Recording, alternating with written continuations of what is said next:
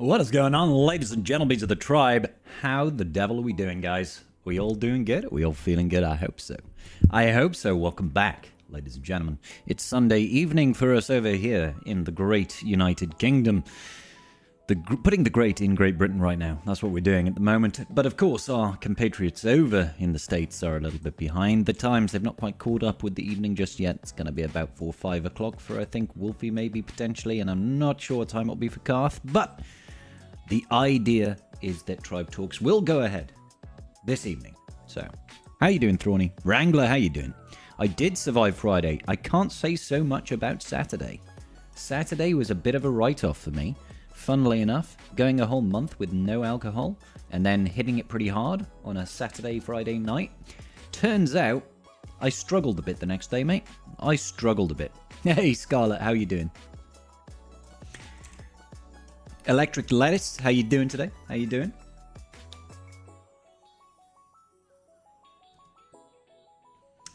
Do-do-do-do-do-do.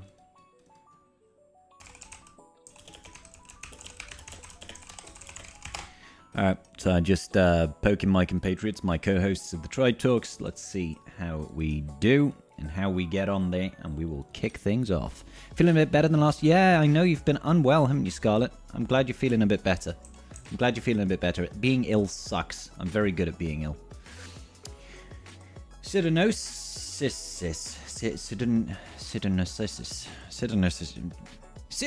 thank you so much for the follow. Welcome to the tribe. It was a good number you got up to. How many extras were finished before you went to bed? I have no idea. Cass, I don't remember going to bed, mate. I don't remember ending the stream. It's genuinely, it's one of those things where I wake up the next day and I think, did I finish the stream? Or did I just, like, leave my computer? And leave it, like, just going on. Call you Sid? I'll absolutely call you Sid.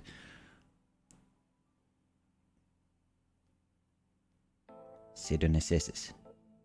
Sidonisis? Something like that. You blame your 100%? Did he give you the lurgy? How very dare he. What's going on, Web? It's all good. I'm happy to have you here as well, Web. It's good to see you again, good sir. He did.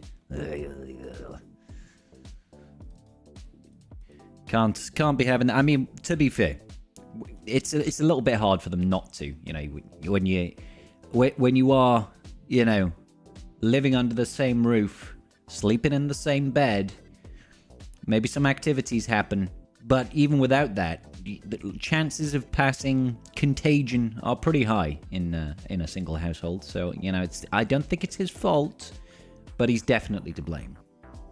Yeah. For better or worse, exactly. I'm feeling good, thanks, Scarlett. I'm feeling good. Yesterday was struggling, but today, not so bad. I'm pointing fingers. He had it coming.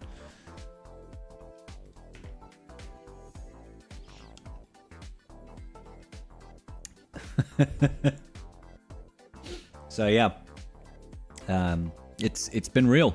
Hey, Celia, how you doing? But I mean, you know, I've still got a little bit of whiskey left. I've got another half bottle downstairs from Christmas time, New Year's Eve. So I love the emotes, Scarlett. I love those new emotes. Has everybody checked out the little new emotes? Look at them go. Little animated emotes we got over there is Smudgy and Indy. I mean, Indy with a pistol is pretty on brand, I'd say. Do do do do do. Wab wab wado.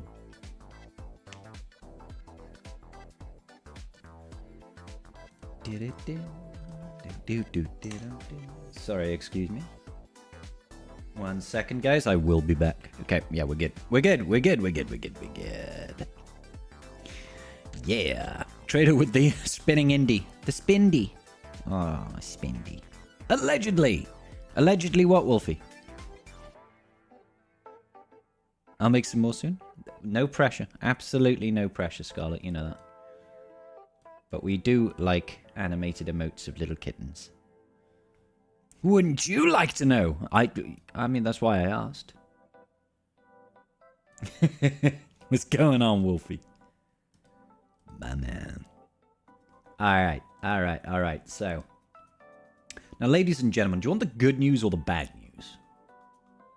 Good news or bad news, ladies and gentlemen? What would you like first?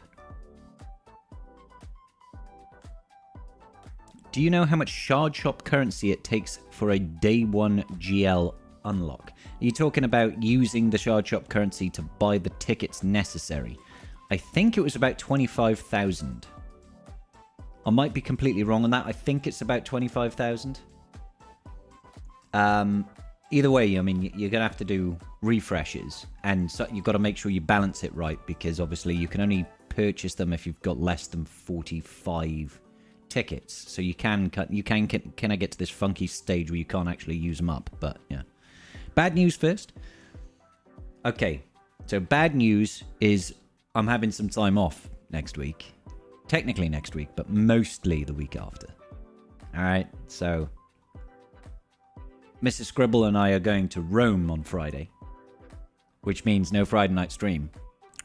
But also, I'm not back for a week. So it's like a whole week of no streaming. So, yeah. What the fuck? No bald man? We riot. I knew you were going to say riot, Ark. I knew it.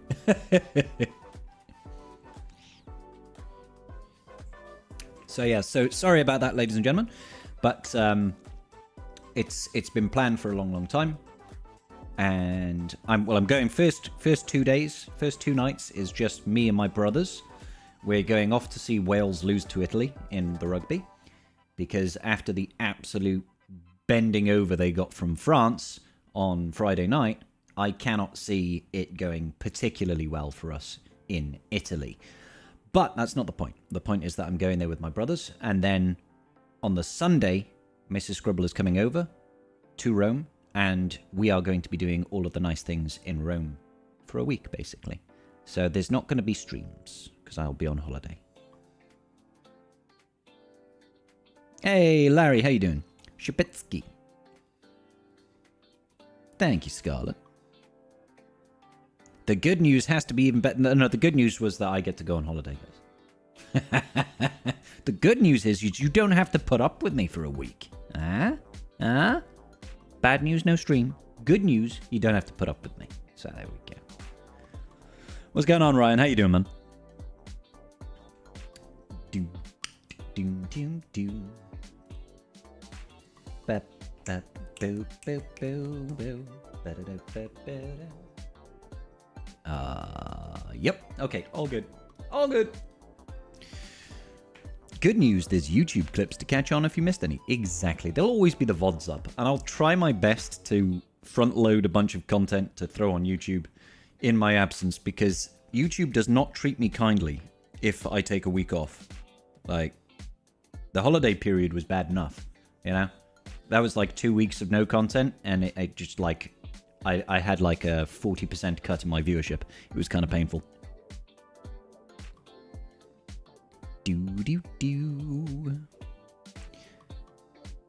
Use Get Your Guide for attractions. Get Your Guide. I've not heard of that one, Jam.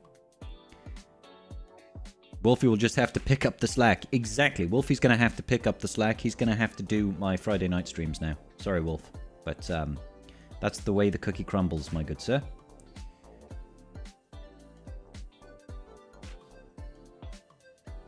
Wolfie, you do have too much hair. You do have too much hair to pull off being a bald man. Put up some YouTube shorts and you and your brother doing rugby fan hooliganism. See, that's the thing. No. I was going to say that rugby fans don't conduct hooliganism, but that's not strictly true. It's just they're not nearly as bad as, say, soccer fans. Because soccer fans can be a bunch of arseholes. Are we hyped for Darkside Vision Ray? Hell yes. I can't wait. Oh, I know all about cookies crumbling. You don't have to tell me. Are you a cookie aficionado? Wolf, are you a cookie aficionado? Is that why you know all about the cookie crumbles? That's the way it was. That's the way the cookie crumbles.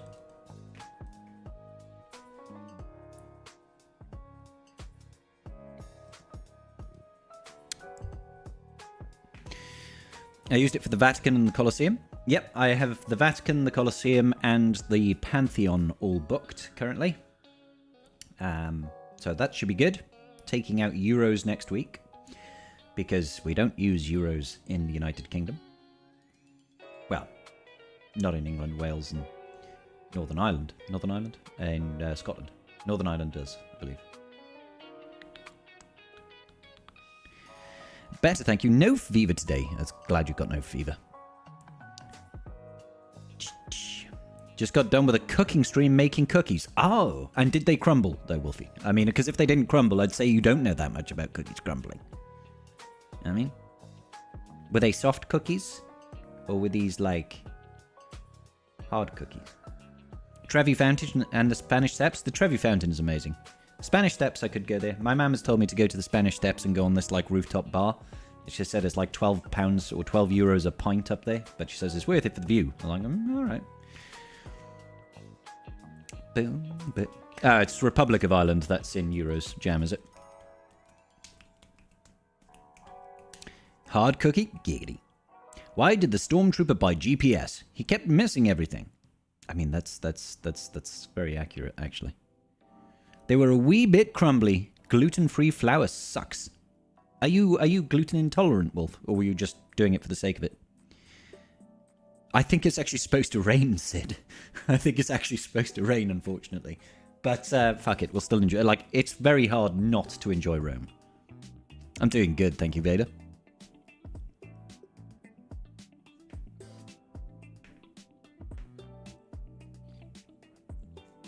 Do the Rome Forum? Yep, I did that the last time I went there. I've been to Rome once before, but I only went there for 2 days. And you cannot see Rome in 2 days. It was an amazing city, but I was like, damn, there's not enough time to go around and see everything, you know? Alright, I'm going to give these boys a ring.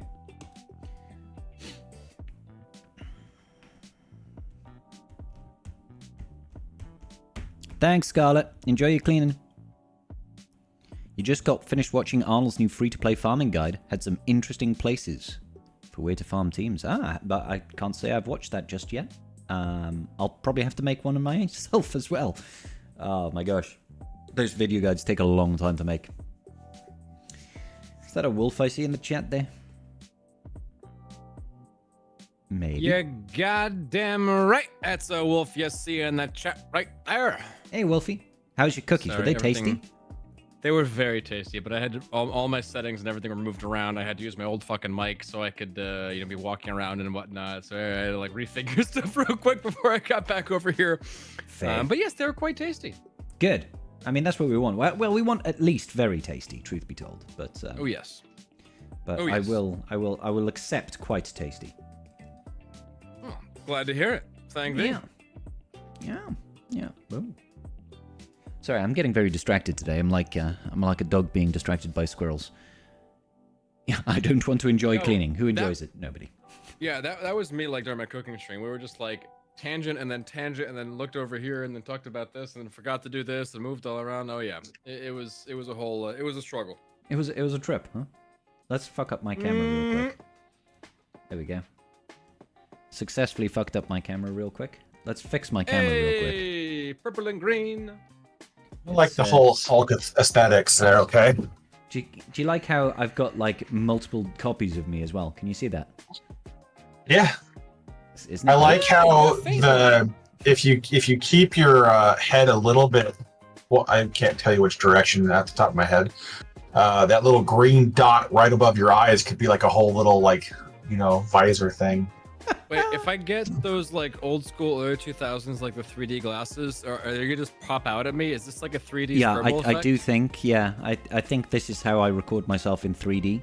And you just gotta wear those plastic glasses with the red window and the blue window, and I can just. It's like I'm coming right at you. Can't wait. Where is my chat? Where is my chat? Chatulus Prime. Maleficent Scribble. Yes. I mean, I have been told that I am somewhat ethereal and witchy at times. I'd go with bitchy, but Well, I'm not saying Here we I'm be. not, right? But at the same time, okay, cool. So this one over here, we go into I know I've popped out the player. What the fuck? Why is it doing this? There we go. The same Fixed reason it. Discord refuses to acknowledge my mic. It's a skill issue, Karth, I think. I think something's got wrong with the box. Sorry, I'm a child. Something's gone wrong with the box. It's in the box. You need to go the other direction. You need to get that little Rohirrim helmet in there. The wife needs some credit. The wife needs some credit. Rohirrim? Oh, yeah. Wait, you'd rather have this? That's the. There we go. There you go, Carl. This thing. That can be your. Yeah, that's the wife's Christmas present. Oh, good. The sword is still laying on the ground. I'll put the sword up over the TV when I'm done, but for now it's just where it sits. I got too much shit on my shelves. Sometimes that's the way it be. So if I go over here to this, there we go. And I know Wolfie looks like my logo right now, but I think when Wolfie turns on his camera, he will replace my position, and I will have successfully preempted having to fuck around in the What you drinking there, Karth? Whiskey. Oh, I'm so not going to drink whiskey today. But you have whiskey. I do have whiskey. It's just I'm not sure if my body has forgiven me yet for Friday night. So, hey, last Sunday night or Sunday night for you, Sunday afternoon for me. Your boy got absolutely shithoused. Yeah. Well, I remember last Tribe Talks. You were having a whale of a time. Right? Yeah. That was a great Tribe Talks. Yeah, that really was. The drinks I was having were designed to be 2 cocktails in one I remember. pan. Oh yeah. And I drank 6 of those by myself in like 3 hours. I'm proud of you, Carl. So there is a chunk of time between about 5 o'clock in the afternoon and 9:30 that I do not recall. But I'm sure I had a great time. Luckily, most of it was spent lying in bed. So Oh, okay. Oh, there's only so much you can do wrong there. Yeah, no, I was just somehow I'd gotten disrobed and was laying in bed. And Did you disrobe yourself, good sir? I did. And then my wife came in at like 9:30 and was like, "Hey." I was like, "What's up?" She's like, "I made dinner." And I'm like, "Cool. Is it still hot?" She's like, "No, like 2 hours ago." And it's like, "Oh." You're like, you're a sweetheart. I appreciate you. So literally got up, ate food, drank my water, had my electrolyte drink, went to the bathroom, went back to bed. Went to the bathroom, passed the fuck out. Yeah, my brother called me the next morning. He's like, "So, how's the hangover?" And I'm like, "Well, surprisingly, if you start drinking at 2 o'clock in the afternoon and you get up in the middle of the night, aka before midnight, yeah, and you have food, water, and stuff for hydration, and then go back to bed, hangover's just fine. It doesn't exist anymore." Skipped it. That's a good one. So, that was the funny thing, because like I woke up on Saturday at like 10 a.m. after going to bed at like, I don't know, 3:30, something like that. I can't remember. And I felt not too bad. Like I felt tired, but I didn't feel too bad. And then I went to town, and Mrs. Scribble had some stuff done in town, and then I arranged to meet my mum because she was visiting.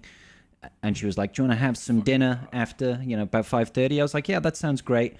And then about 3 o'clock, my hangover hit. And I was like, oh no, I must go lie down. So I had to cancel on my mom and be like, "I'm sorry, but I'm sick. I am all kinds of sick." Mommy, I'm sick. And she was like, "Yeah, that's okay." Yeah. Didn't tell her why. My wife had made me basically homemade egg McMuffins for dinner. Oh, beautiful. So she had sourdough biscuits with egg, bacon, cheese, and then we had sliced avocado on the side. And so I woke up about 3 hours after she'd made that and ate them all layer by layer. I was like, I don't know which part is going to disagree with me because I was still drunk. I hadn't gotten through that yet. I hadn't got to the part where it was over. So I'm like, I don't know what's going to disagree with me. So we're going to take things one ingredient at a time to make sure I don't start upchucking before. So we never made it to the avocados. We ate the starch when we ate the carbs and we ate the protein. And then we're like, sorry, avocado, your texture is not going to agree with me right now. Probably stay a over safe there. choice, yeah. Yeah. I mean, avocado is lovely, but there's a time and a place, I feel, for avocados. I do love me some avocados. I used to get drunk and just chop up an avocado and then just fry it. So you have some fried fucking avocado in college. I can't say I've ever had got fried really avocado. Inventive. Oh yeah, we got really inventive. We had a kitchen and everything, so we would just do all sorts of random shit for food. So yeah, we got a deep fryer one time, and that was a very unhealthy month. And then it only lasted a month, and then we were like, no, we can't keep doing this. It's like I can feel my arteries clogging. Yeah. As I go through the day. No, it's one of the things I refuse to get. Yeah. I'm like, I'm choice. not getting a deep fat fryer. It's not happening. Let's get an air fryer. It's kind of. I have one. If you really need to deep fry something, if you have a good sized pot, you just fill that up with oil and you'll be all right. So you can still deep fry things if you need to, but yeah. You can shallow fry it in a frying pan as well. Oh yeah. Obviously, for sure. Depending on the size of the item that you're frying, but it's not something that I tend to do. It's only occasionally when I have a real hankering to fry some chicken or something like that. It's and you can try it in the air fryer, but the reason it tastes like crack cocaine is because of the deep fried fatness. Do you know what I mean? Well, I mean, yeah. To be honest, that's how I feel about fried something. Sorry, the last time I deep fried something was when I made fish and chips. So I mean. Oh yeah, I mean. You can't air fry that. No. I do like deep fried chicken and stuff like that, but if you hit, for whatever reason, you hit it with a little bit of that grill action, you get little charcoal burns on it, it just hits me at a different level, and I'm just like, I'll eat that all day. You give me some grilled chicken and other things. I cook my steaks out on the barbecue, and it's different. I don't like doing oven bakes on that stuff. I don't like doing even on the pan. Just put it on a grill. I like that little charcoal. I love that grill, baby. All right. Well, since we're talking about food, let's crack on.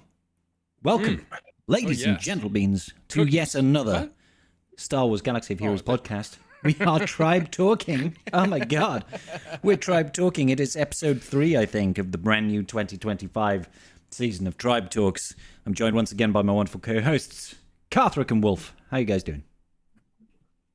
I am very full for now. Very good. Wolfie is full of cookies. I had 4 of them, 5 of them. That's respectable. Oh, yes. I mean, how big are these cookies? Are they little cookies or are they big chunguses? They were good-sized cookies. They were a little chunky. Cookie. Yeah. Good. Yeah. Cool. It's a decent. I'm a fan of a big cookie. I feel like I like saying I've had one, and the one might be the size of a saucer. It's about the size of my face. It was one cookie, okay? Goddamn. Yes, right?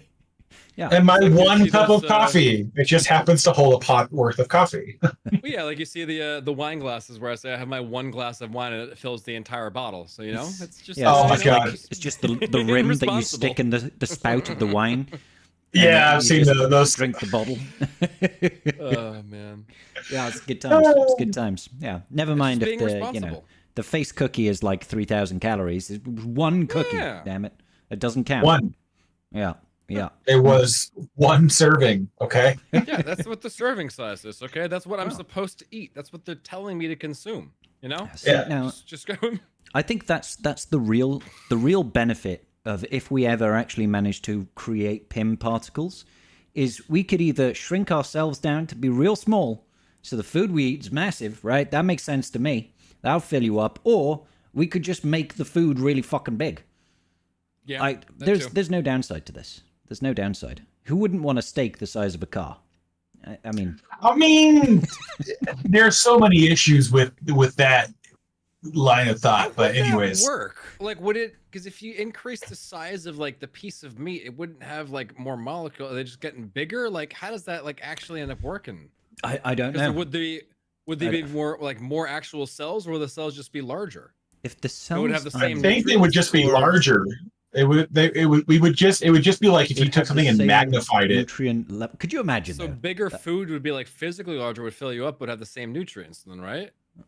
Yeah, so you would still need a certain, like, you would still have to eat a car's worth of steak to get the nutrients and the caloric you need. I would rather be able to shrink it down to a single bite and be like, that is all the caloric I needed for the day on like on meals I don't really care about. Like if I could just have breakfast be 2 pills and that filled me up until like midday, I would be happier with that than I would like dinner. I'm like, dinner I want to enjoy, a nice steak or whatever else, like, and actually enjoy the entire meal. But there are other meals, I'd rather just pop 2 pills and mosey on along. I don't have time for it in my workday.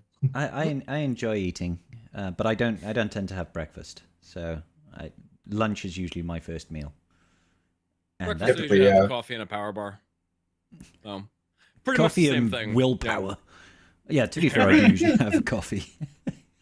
But not sure if that. Well, that's your appetite suppressant, though. That helps. It is. That's what gets you through to noon for your first meal. It is indeed. Tea doesn't have the same level of satiation as coffee, but there we go. It is more coffee. That's the solution. Yeah. Yes. Yeah. And then I wonder why I can't sleep at night. It's nothing to do with copious amounts of coffee that I drink all day. Nah. That's got to be a coincidence, right? That's a coincidence. The reality is the copious amounts of caffeine build up in your body after decades of drinking copious amounts of coffee every day. Yeah. It's kind of like the same thing as you can't have a hangover if you just keep drinking. It'll never hit. You're just topping up the tank constantly. Exactly. I mean, you might die of cirrhosis or something before, you get to old age, but never had a hangover, baby. Let's go. Well, you also get the double effect over there of if you just keep on filling up the same glass, your glass is never dirty, so you can just keep filling it up, and you never. I think that is true. Yeah.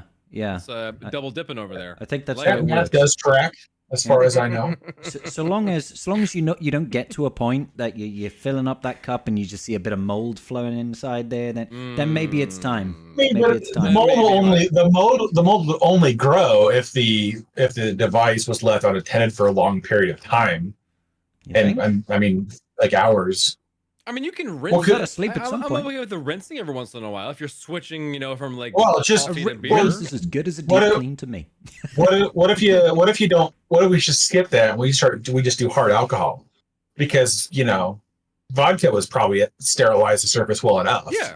To keep anything from growing on there. Yeah, so it would just never get dirty. Fine. Yeah, perfect. So you'd be fine. You have to rotate throughout the day on what's in that glass and end with hard alcohol, so that way it's sterilized for the morning and then you start over. Not just exclusively drink hard alcohol. I mean, whatever you want. That's where I thought you were going. I would just like to clarify for all our listeners at home: we are not completely degenerate alcoholics over here. We're only slightly, and we are mostly joking. This is a Galaxy of Heroes podcast. Exactly. We put whiskey in the coffee. Then we have our juice with lunch with vodka. And that's breakfast. And breakfast of champions, okay? Exactly. Beautiful. Lunchtime, it's just a quick snifter of whiskey and a line of cocaine, and that keeps us going till dinner time. Whoa. So the Ren Fair by no me class A mixed drugs, drinks and everything. Just one line. Oh my god. One of the mixed drinks I have is the breakfast. Right. It is Blue Moon, cider, and mead. It's beautiful. It works. I know Blue Moon, I think. Blue Moon, cider. It's like some sort of hard apple cider. And then mead, honey wine. Yeah. It's beautiful. The combination is breakfast. That is breakfast. You get your wheat beer, you get your carbs and everything right there, a little bit of honey on top. for whatever reason. Some fruit with the apple. I mean, that's breakfast. Hey, Scientists have come out and said that pizza is a better breakfast than most cereals. Because if most not cereals all. are just Absolutely full of believe. sugar, right? Yeah. Well, yeah, they're it's mostly just sugar. it's simple. That I Yeah, believe. sugar and simple carbohydrates. It's not. It's just fast energy for the body. It's not sustainable energy for the body. Yeah. Where pizza like as long as you have like something other than just cheese and bread, will have at least more things for the body to work with. There's tomatoes on it. So, it's a vegetable. Yep. I mean, Yep. you're already winning. You're already winning big boys. Yeah. I've become proper old man. So if I don't eat breakfast, but if I do on the occasion, it'll be like bran flakes.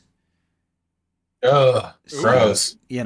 It's not even like Cocoa Pops or I don't know. I will eat breakfast whenever my wife cooks it for me. That's fair. And those don't breakfasts are eggs, bacon, and avocado. Back when I was in the gym, I used to love breakfast, and scrambled eggs on toast would be my staple. But I used to have like a half dozen scrambled eggs every single morning. Half dozen eggs. A lot of scrambled eggs. Yeah, but back then I would just demolish it. Saying this day and age, what's like $200 a week? Yeah, I say. Back then, that was like the first 10 minutes of work, and that breakfast was paid for. Now it's like half a day. Yeah. Yeah, no, I used to buy the local Morrison's back in Jib used to sell like 30 eggs in one tray. I was like, that's great. Nice. That's like a week's worth of eggs for my breakfast. And that was pretty affordable. So, I mean, like when you look at the like just the macronutrients for eggs, it's just like it's protein. Yeah, it's fantastic. Fantastic. Protein and a bit of fat. Like and the nutrients that you find inside the egg yolk, are really good for you. Mm-hmm. So it's just like can't go wrong. Very easy way of getting protein. Can't go wrong. Yeah. I thought it was just beans and toast in the UK for breakfast. Only beans and toast. Yes, exactly. That is literally the only thing. That is the staple meal that all Brits eat. It's the only thing we consume in the UK for breakfast. That's Yep. No, not just breakfast. You can have, say, it's lunchtime. You might fancy, a baked potato, some baked beans, some cheese on it. There you go. That's lunch. You know what I'm saying?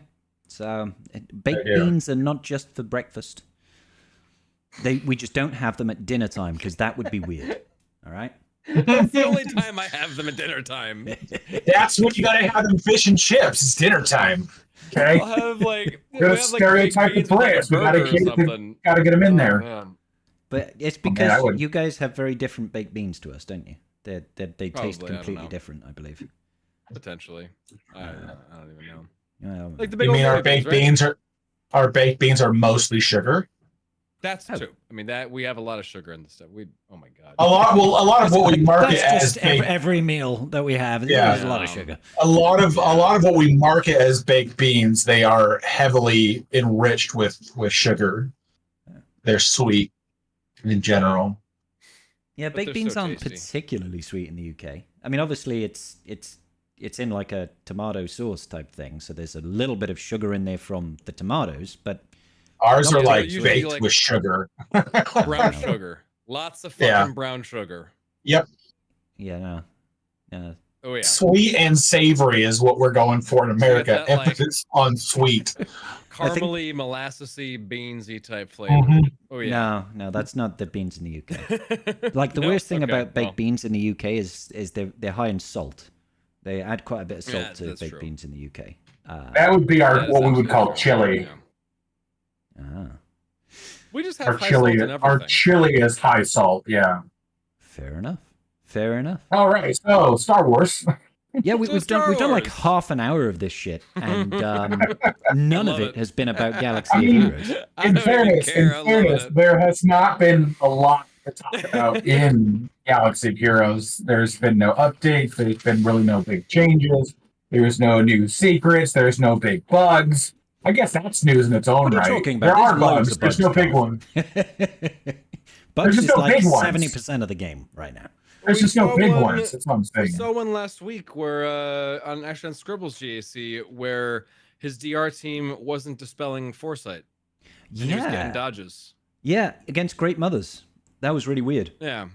Like, on DR's leadership, it's supposed to dispel foresight at the start of the Sith Empire's turn. And it didn't. Unique, but yeah. Yeah. He wasn't dispelling. Like, they were missing stuff all the time. I'm sitting there like, wait a minute. Yeah. Hey, and I'm I'm pretty sure I was landing shock on them as well, so they shouldn't have been gaining the buff in the first place. So I'm not even sure what's right. Yeah, it was very weird. It's very strange. It was very odd. To be fair though, there is a lot of weird wordings in the Great Mother's kit as well, because there are bugs where the Tuskens can inflict dots on Lord Vader's team, even though they're well above the 30% threshold. And it's just because it's an order of operations thing between when the immunity is applied to them and when the debuffs are inflicted. And so it's a weird thing where that kind of stuff happens, and I have no idea if they'll fix it anytime soon. The weirdest one I've experienced recently is it's a GL Ahsoka bug, where occasionally you'll go into ult and she'll disappear. So you'll just be left on the field, and there's no Ahsoka on the field. You can't see her; she's physically there, but you can't. She's just gone. And it's kind of like when Rey used to get locked in her ultimate stance with the cross blades, and every time you go to do any sort of move with her, she'd like fucking, just like completely have a brain meltdown, and the game just didn't know how to process it, so it would like take 14 seconds to do one attack. It does that, but you can't see anything because she's not there. Oh, wonderful! It was just she's like on the, I don't know what she's in the world between worlds. Yeah. You know? She got stuck. She's in limbo. She's neither here nor there. So I think it's something to do with when you ult, and obviously she changes outfits because she's got to glam up a little bit. Like Gucci palps. She just gets lost on her way back. So she just hits her clothes with a heavy amount of bleach, and then that comes back. Oh, yeah. Yeah. That'll so it was kind of weird. Very strange. Definitely a few little bugs here and there with Ahsoka. Have they ever fixed the whole reviving thing, or no? Is that still fucked? No, they fixed other things. Just they objectively made the Glat team worse, I believe, with some of the fixes. The turn meter thing. They fixed the turn meter, and now just you can't gain turn meter at all if you're exiled at the start. So it's like, cool. Yeah. So I guess. But that's supposed to be how that works. Yeah, like but exile does nice. not. After we've been doing it for like a month. Oh yeah, no. It's like let's gain 25% turn meter. We and had I our was like, and it took it away. Yeah. Yeah, no. They didn't fix any of the actual negative impacting bugs on the team. Yeah, they haven't fixed it. They haven't fixed the backup plan yet. They haven't fixed a couple. But to be fair, I do not think Leia versus Ahsoka it would change much in the interaction, because usually Drogon just outright deletes one of the characters, maybe outside of Ezra, on his first turn, and none of them are going to have backup plan by then. But once the first character's down, it's pretty much just a waiting game of getting ambush on everybody, and then Leia's second ult just blowing up the board. Totally have backup plan. Oh, actually, no. On defense, they probably won't, actually, because Ezra tends to favor using a second special, doesn't he? Yeah, exactly. That's what I mean. It's like you could prevent it, but it's not how the AI plays it. Yeah, the Ezra tends to start off because Ezra's always going to be faster than Drogon, because Drogon's going to have his turn meter stripped first of all anyway. And Ezra just will be faster, right? Just will straight up. Or I would hope he would be. And then he, like I said, he starts with that second special, so he won't pass backup plan. Yeah, that kind of makes. I didn't think about that. It occurs to me now that I think about it. Yeah, on defense, it won't change too much how it goes, because once you relieve the team of either, I think Hera's probably the most obnoxious just because of her fracture, and Sabine kind of gets nerfed just by Leia's leadership in general, so she's not the biggest threat. But basically, once you get one out, the 4v5 will generally go in the direction of Leia after that. Even if you have to kill some of them twice, it's not going to be like the biggest thing in the world, because as my experience has been, is that you really can't meaningfully put people down until you have ambushed on them, and then they fold over pretty quick. Otherwise, the recovery is pretty obnoxious. Yeah, without ambush on though, they just keep on coming back and coming back and coming back. And yeah, I finally got to do it. Got a one shot with them in TW today against a double Omi team, and just took all the arm penetration in the world and just prayed for the best, and we got them, but knocked them out, had a good time. And by arm pen I mean resistance penetration, because Drogon deals special damage. He does indeed. But yeah, managed to eat him, managed to bop him, and yeah, it was a good one. Drop him. Yep. So yeah. You didn't want to whip out that Magma Trooper treat cheese? Come on, that's so much fun. GAC, that was fun. That 4 hours, and I, honest to God, am like so interested to see the week 1 report on GAC, because both of my opponents have dropped with the cheese against Ahsoka. Okay. And I want to know what's happening. Like, did they just try to like go way too few people, and they didn't, or did they time out? How much? Oh, I have no idea. That's sorry. I can't. Yeah, yeah, week 1. Yeah, week 1 isn't over, but I've had a drop, and then so like I know the last round he had to use the cheese because Leia was on defense. So I know they used the cheese there, and they still failed. So I'm just curious to see what they used and how it went, because either they're timing out versus my squad, which I mean, being full Relic 9 would lead that to be probably a more probable team. No, Fulcrum would stop it outright. Fulcrum would. Yeah, but it kind of makes some things, other things. Like I think that it makes like Balin possible. Like you throw Ahsoka on the team. Yeah, Ahsoka, the leadership is. I know, but Ahsoka Tano or so. Yeah, GL Ahsoka is still going to negate that part of Balin's kit. He doesn't get that part if she's in the leadership or if a legend is present. Okay. Yeah. As far as I understand it, I believe so. Yeah.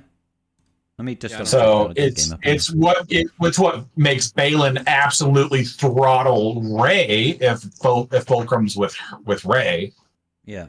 Because I think I had done a Balin versus a Glat with a Fulcrum on there, and like did a big old frickin' AOE, and they just bops and just fucked them all up. He gets this on our stream. Yeah, I was gonna say, I'm pretty sure I had done that recently, and it makes it nice and easy. That's interesting. But you're right. It would absolutely stop the Magma Trooper cheese 100%. Like just no way, no how. Yeah, you'll just lose. Ahsoka will eventually just beat the crap out of the rest of the team, and then Magma Trooper falls at the very end. Yeah. Because eventually she'll just kill Sortie. Yeah, eventually her bonus turns will win out over the bonus turn meter. So that is absolutely a thing. But yeah, I mean, there's also the Sea Bane. I mean, Sea Bane gets it's expensive, real fucking expensive. But obviously that's gonna be a counter. So not ideal though. Everyone's reading. Yeah, sorry, I'm trying to find where it talks about Ahsoka's, but I can't see it. My brain's not working. Is it in the Omicron? Could be. I think it's in the Omicron. At the start of battle, Balin taunts for 2 turns. If there is a non-galactic legend Ahsoka enemy, mercenary allies ignore protection and are immune to critical hits. So if there is it doesn't say if there is a GL Ahsoka, it negates it, just as long as there is a non-GL Ahsoka enemy. I think there is a separate thing that if there's a GL in the enemy team, it stops you getting the fear benefit, right? So when you fear, you inflict crap loads of true damage back to the enemy team. So that gets negated, but you're not going to be running a fear-based team, I guess, with Glat. So. But yeah, you can still do some pretty good damage with Balin against. Well, ignoring protection's gonna wreck quite a bit of that team, anyways. Yep. If we were talking about them, they're needing ambush to actually finally die, then ignoring protection is just the same thing. Honest to God, though, that is one thing I'm looking forward to with this 5v5 ending is the Balancron going away. I really want CG to quit doing these just tweaked out of your mind stats on these bespoke Datacrons. Yeah, they suck. Just they're. It doesn't make sense. Like, they don't need to be that crazy high. Because that's what I'm running into. Is people are running the Balancron on other teams to give one character. That's what an I'm insane seeing a lot of stats. now. I'm seeing a lot of people not using Balancron with Balin because, to be honest, he doesn't really need it. I think for me the problem with them is that it's the combination of not only is it bespoke level 9 that's usually very powerful, it's also really insanely high stats, and you can't re-roll those stats. So it's like if you did whale and you pushed out for it, you've got this amazing Datacron, you can get completely butt-fucked by just getting really shit secondary rolls, and then other people get insane ones, and that's annoying. So that's the difference. My main account has it's still a very good Balancron. I won't argue the point. But it's spread out, 50% protection, 50%, health, 60% offense. Yeah. It's still good. It's still a good cron. But then you compare it to what my alt picked up. My alt has a 210% offense cron. That's disgusting. Jesus Christ. That is vile. With 100% defense. Oh, wow. God. That is insane. Yeah. That's fun. So it's like that cron literally just sits there and goes, well, Balin would like this, but so would so many other teams. Oh, hey, look at this Jabba team with a Bouch with 200% offense. Yeah. Her basics are 40k. Her basics are 40k offense, or 40k, as her special damage or special offense. It just gets to a point where things are really untenable. In the game, because it's for the team Balin, it's a mechanic you can work around. But if it goes to another team, then it just becomes an absolute nightmare. It's complete luck of the draw over there. My grandmother's cron was entirely a JML cron. It got shit stats, but it was all protection. It was if I gave this to JML, he'd be 300k protection. What's even going on right now? This is not even fair. But I needed to give it with grandmother because it was such a good the cron itself was so good. I didn't want to give up that all those abilities over there. But the cron itself for them was complete shit. All that protection wasn't doing anything for them. But people had stupid offense rolls with 200% offense on the frickin' Night Sister Spirit, and just one-shotting people, and when you've got your Night Sister Spirit pushing 18k damage, and then modded for 315 speed. It's it's just okay. Don't let that person take a turn then. Yeah, pretty much. No, it's nuts. I'm hopeful that on the next round of bespoke Datacrons is that CG finds a better way to kind of rail them in, because it would be one thing if those stats were re-rollable. Because you can't re-roll them for anything and go back to what those spreads are. So what he means is you can re-roll the offense, but it won't roll back to offense. It will only roll something else.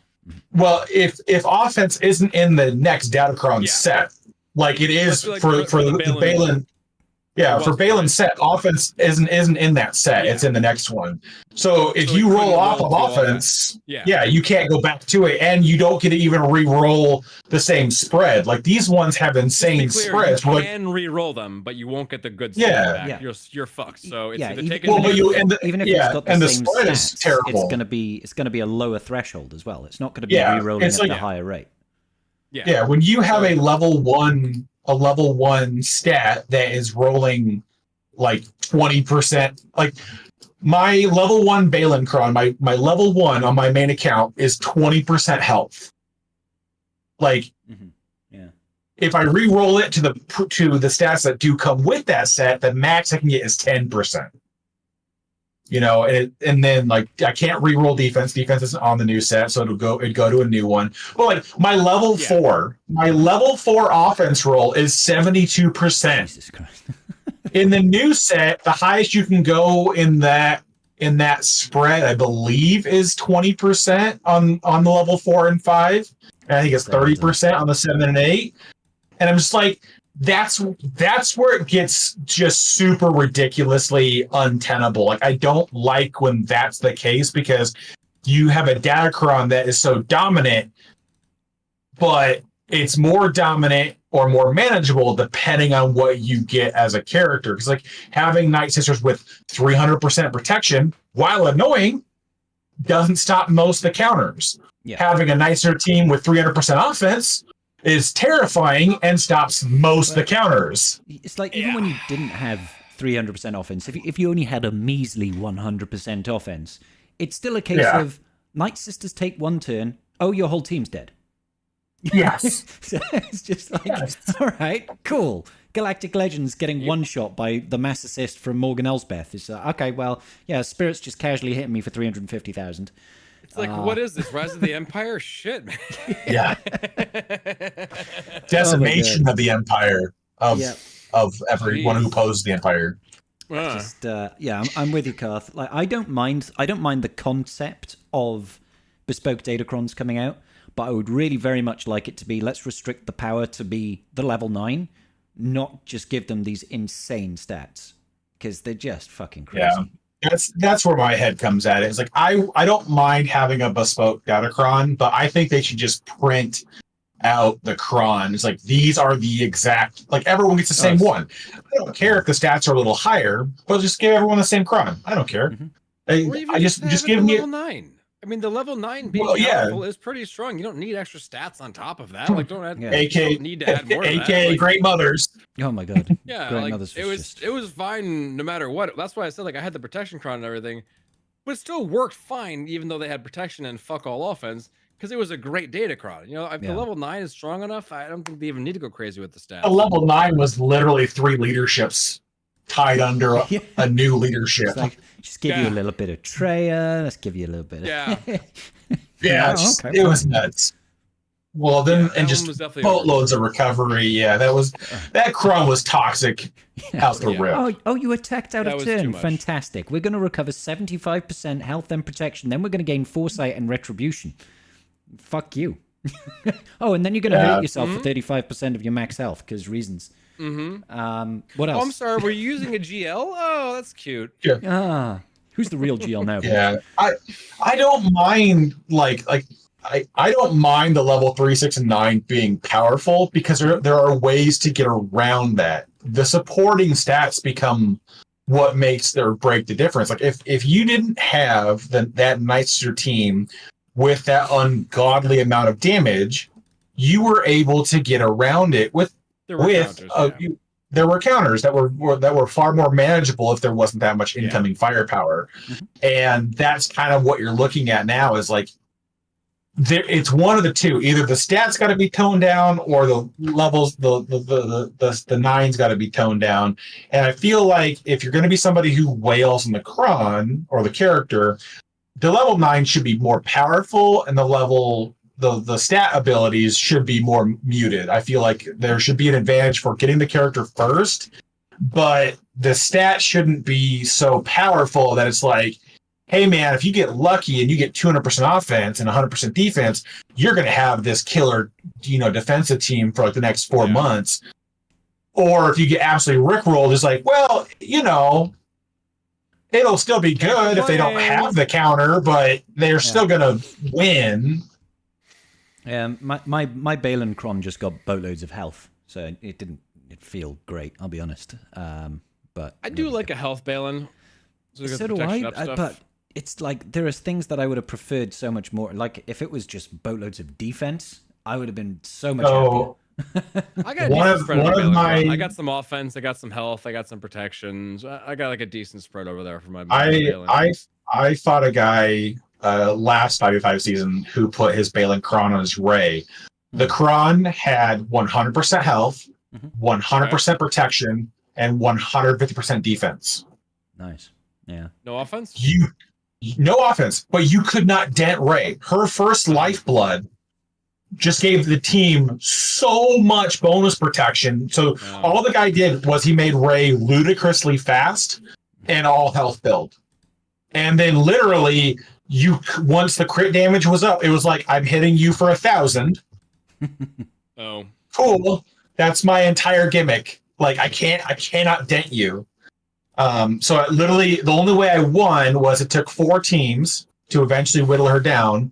And it was because each of those 4 teams had some form of instant defeat. I could pick 3 to team on until it was just her, and then I could kill her. Yeah. But yeah, it was those stats are just asinine. Like it just boils my blood a little bit to think about it. If I were to put my Balencron on my Rey right now, she would have 397,000 health. nice. Quite a bit. And 16,000 offense. Well, that's quite a lot. There's only 1 offense roll on that Cron as well. It's 50% on a level 3. So I'll tell you right now. I am doing that same idea for my particular GAC.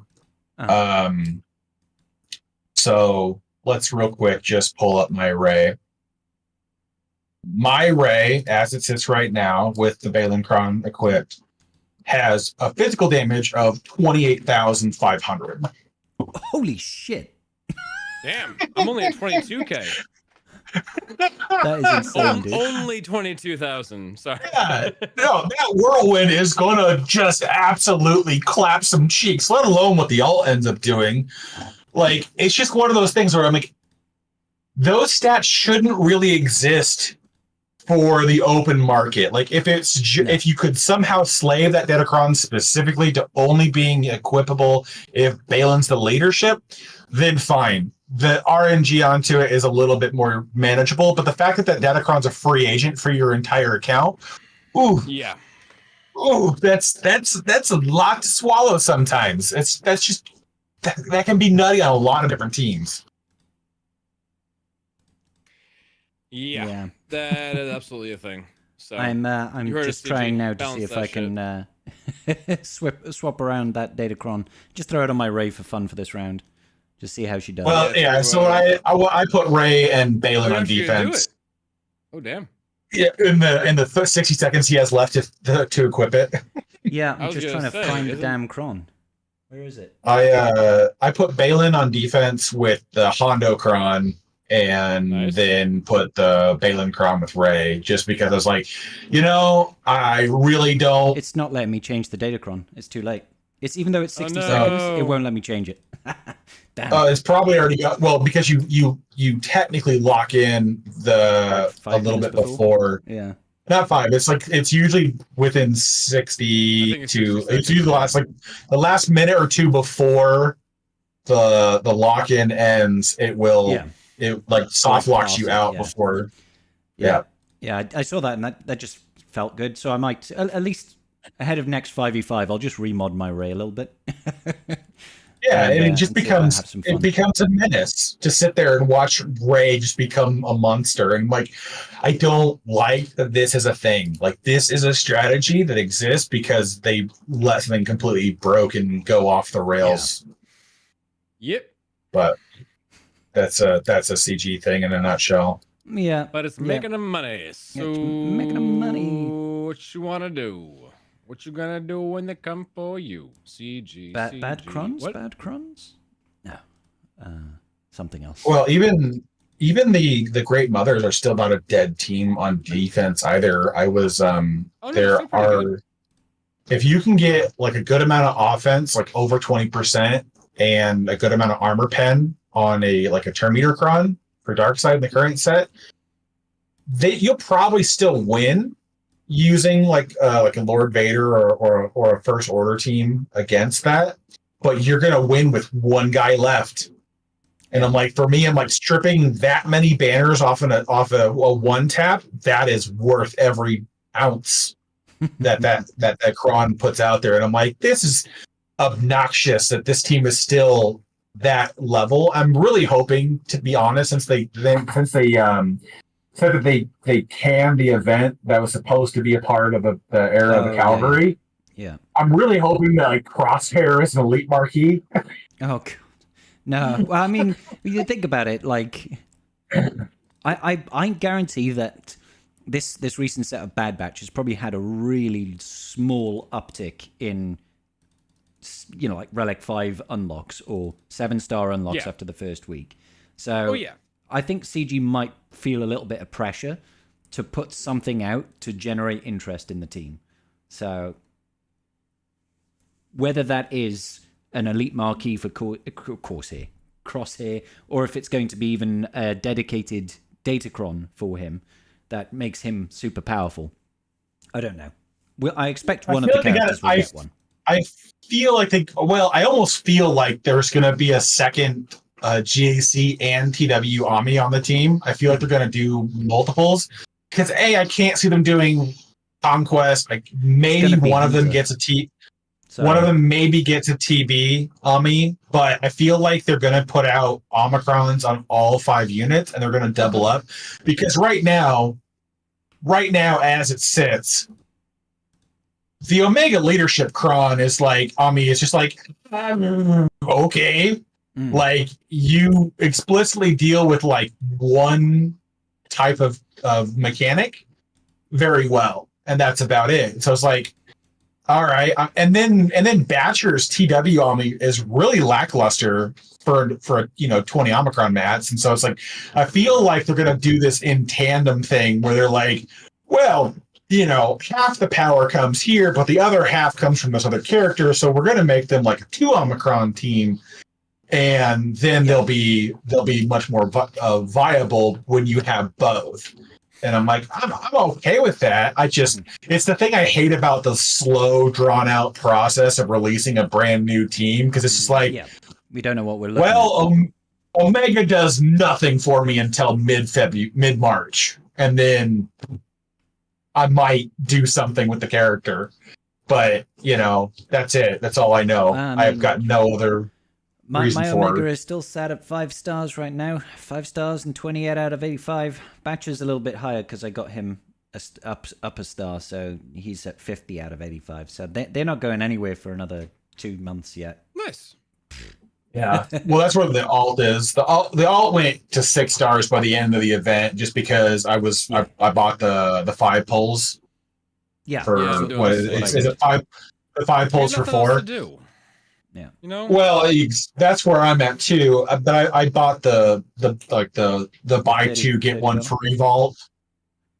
Oh right, sorry. Yeah, I thought you were saying you. So I've got the crystal. I've got the crystals. Pack.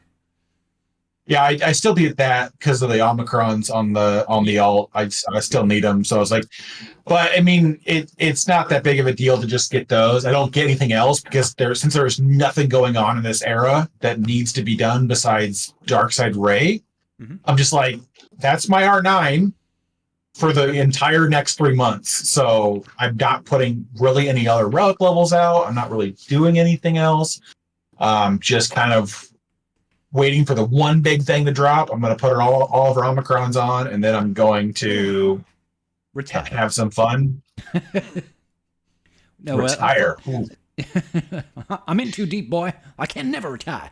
Yeah, I could. I wouldn't know what to do. I was going to say, actually, talking about the bespoke Datacron is going to probably be for Hunter, right? Because we're going to get a new Datacron set in about 2 weeks. And Hunter's the next one to be released. Yeah. Didn't they have the Great Mother Cron come out after they initially announced the release of that?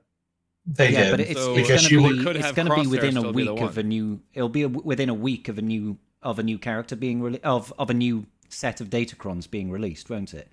They're not going to release it late. Or? No, it'll be Hunter. Hunter's the next marquee. I honestly think they won't do anything with him. I think they'll save it for the one after when the entire. Yeah. Oh really? You think it's going to go right to the end? So you think it'll be at the when Wayfinder it dusts? Well, the new Datacrons don't have the full team yet. It's too early. Crosshair will release about 2.5 weeks prior to the next set going live. Yeah. So I feel like that's close enough to just let that roll into that one, and then. But I don't think they're going to give the team a bespoke Datacron at all. That's my opinion. Right. I don't think they'll get if they're. When was it the doesn't last make time sense we to me. didn't have a bespoke Datacron though with a new Datacron set? Like February last year? I mean, well, but we've only had the three? We had Night Trooper, and then we had Great We had Mothers, and then we had Padawan Obi-Wan. Balin. And Balin. Oh, Padawan Obi-Wan. Yeah. I think Padawan Obi-Wan was the first one, wasn't he? He was, and then he was followed because he came out first. Yeah, he came out first. And then it was Night Trooper, then it was Great Mothers, and then it was Balin. But the thing is, too, though, is that Padawan Obi-Wan was good. Yeah. But not, like, game-breaking. Night Trooper was really lackluster. Yeah. Unless you were an early adapter into the team. And it was more because of the level 6 mechanic than his level 9. Great Mothers was broken. Balin is kind of not even. Oh yeah.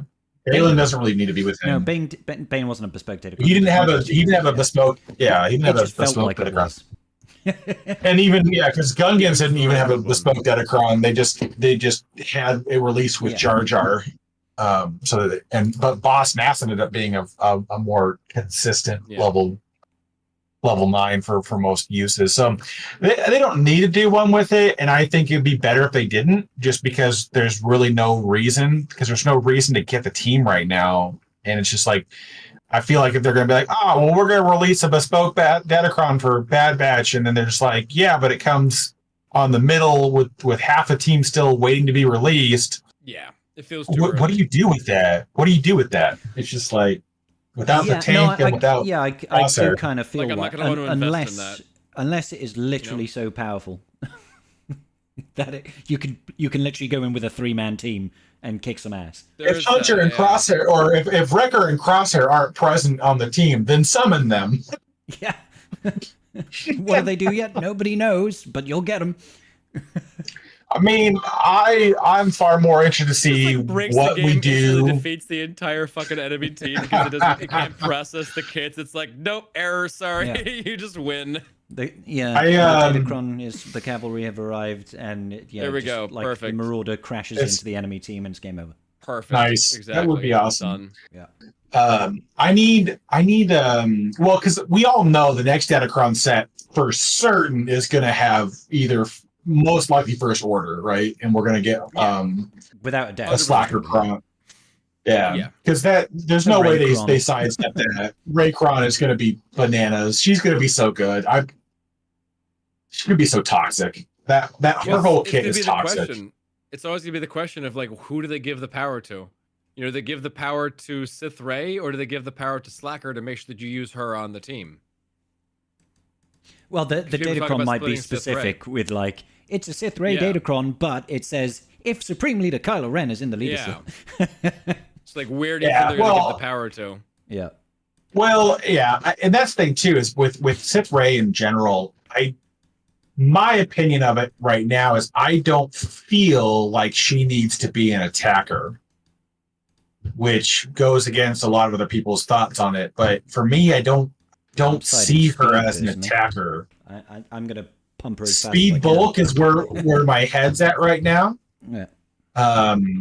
But a lot of people are, 10K offense and this, that, and the other thing. I mean, don't get me wrong. She's got some really good damage multipliers, especially on her second special. But that special is going to hit hard. Well, but that second special is going to... Slacker. Exactly. That's where my head's at. Slacker is the whole point. Like, the only reason in my head to mod her for a boatload of offense is if you're going to run her with crew. Which, again, why? Like, when you have Slacker, like, I don't understand. Like, I don't think she's strong enough to carry. I've figured it out. It's going to be the level 9 will be for Hux and his leadership in particular, and it's going to change that. The damage dealt by basics is going to change from being like 50% to 5,000%, and then everybody's just going to be running Hux lead Slacker with Rey. That's going to be the new meta.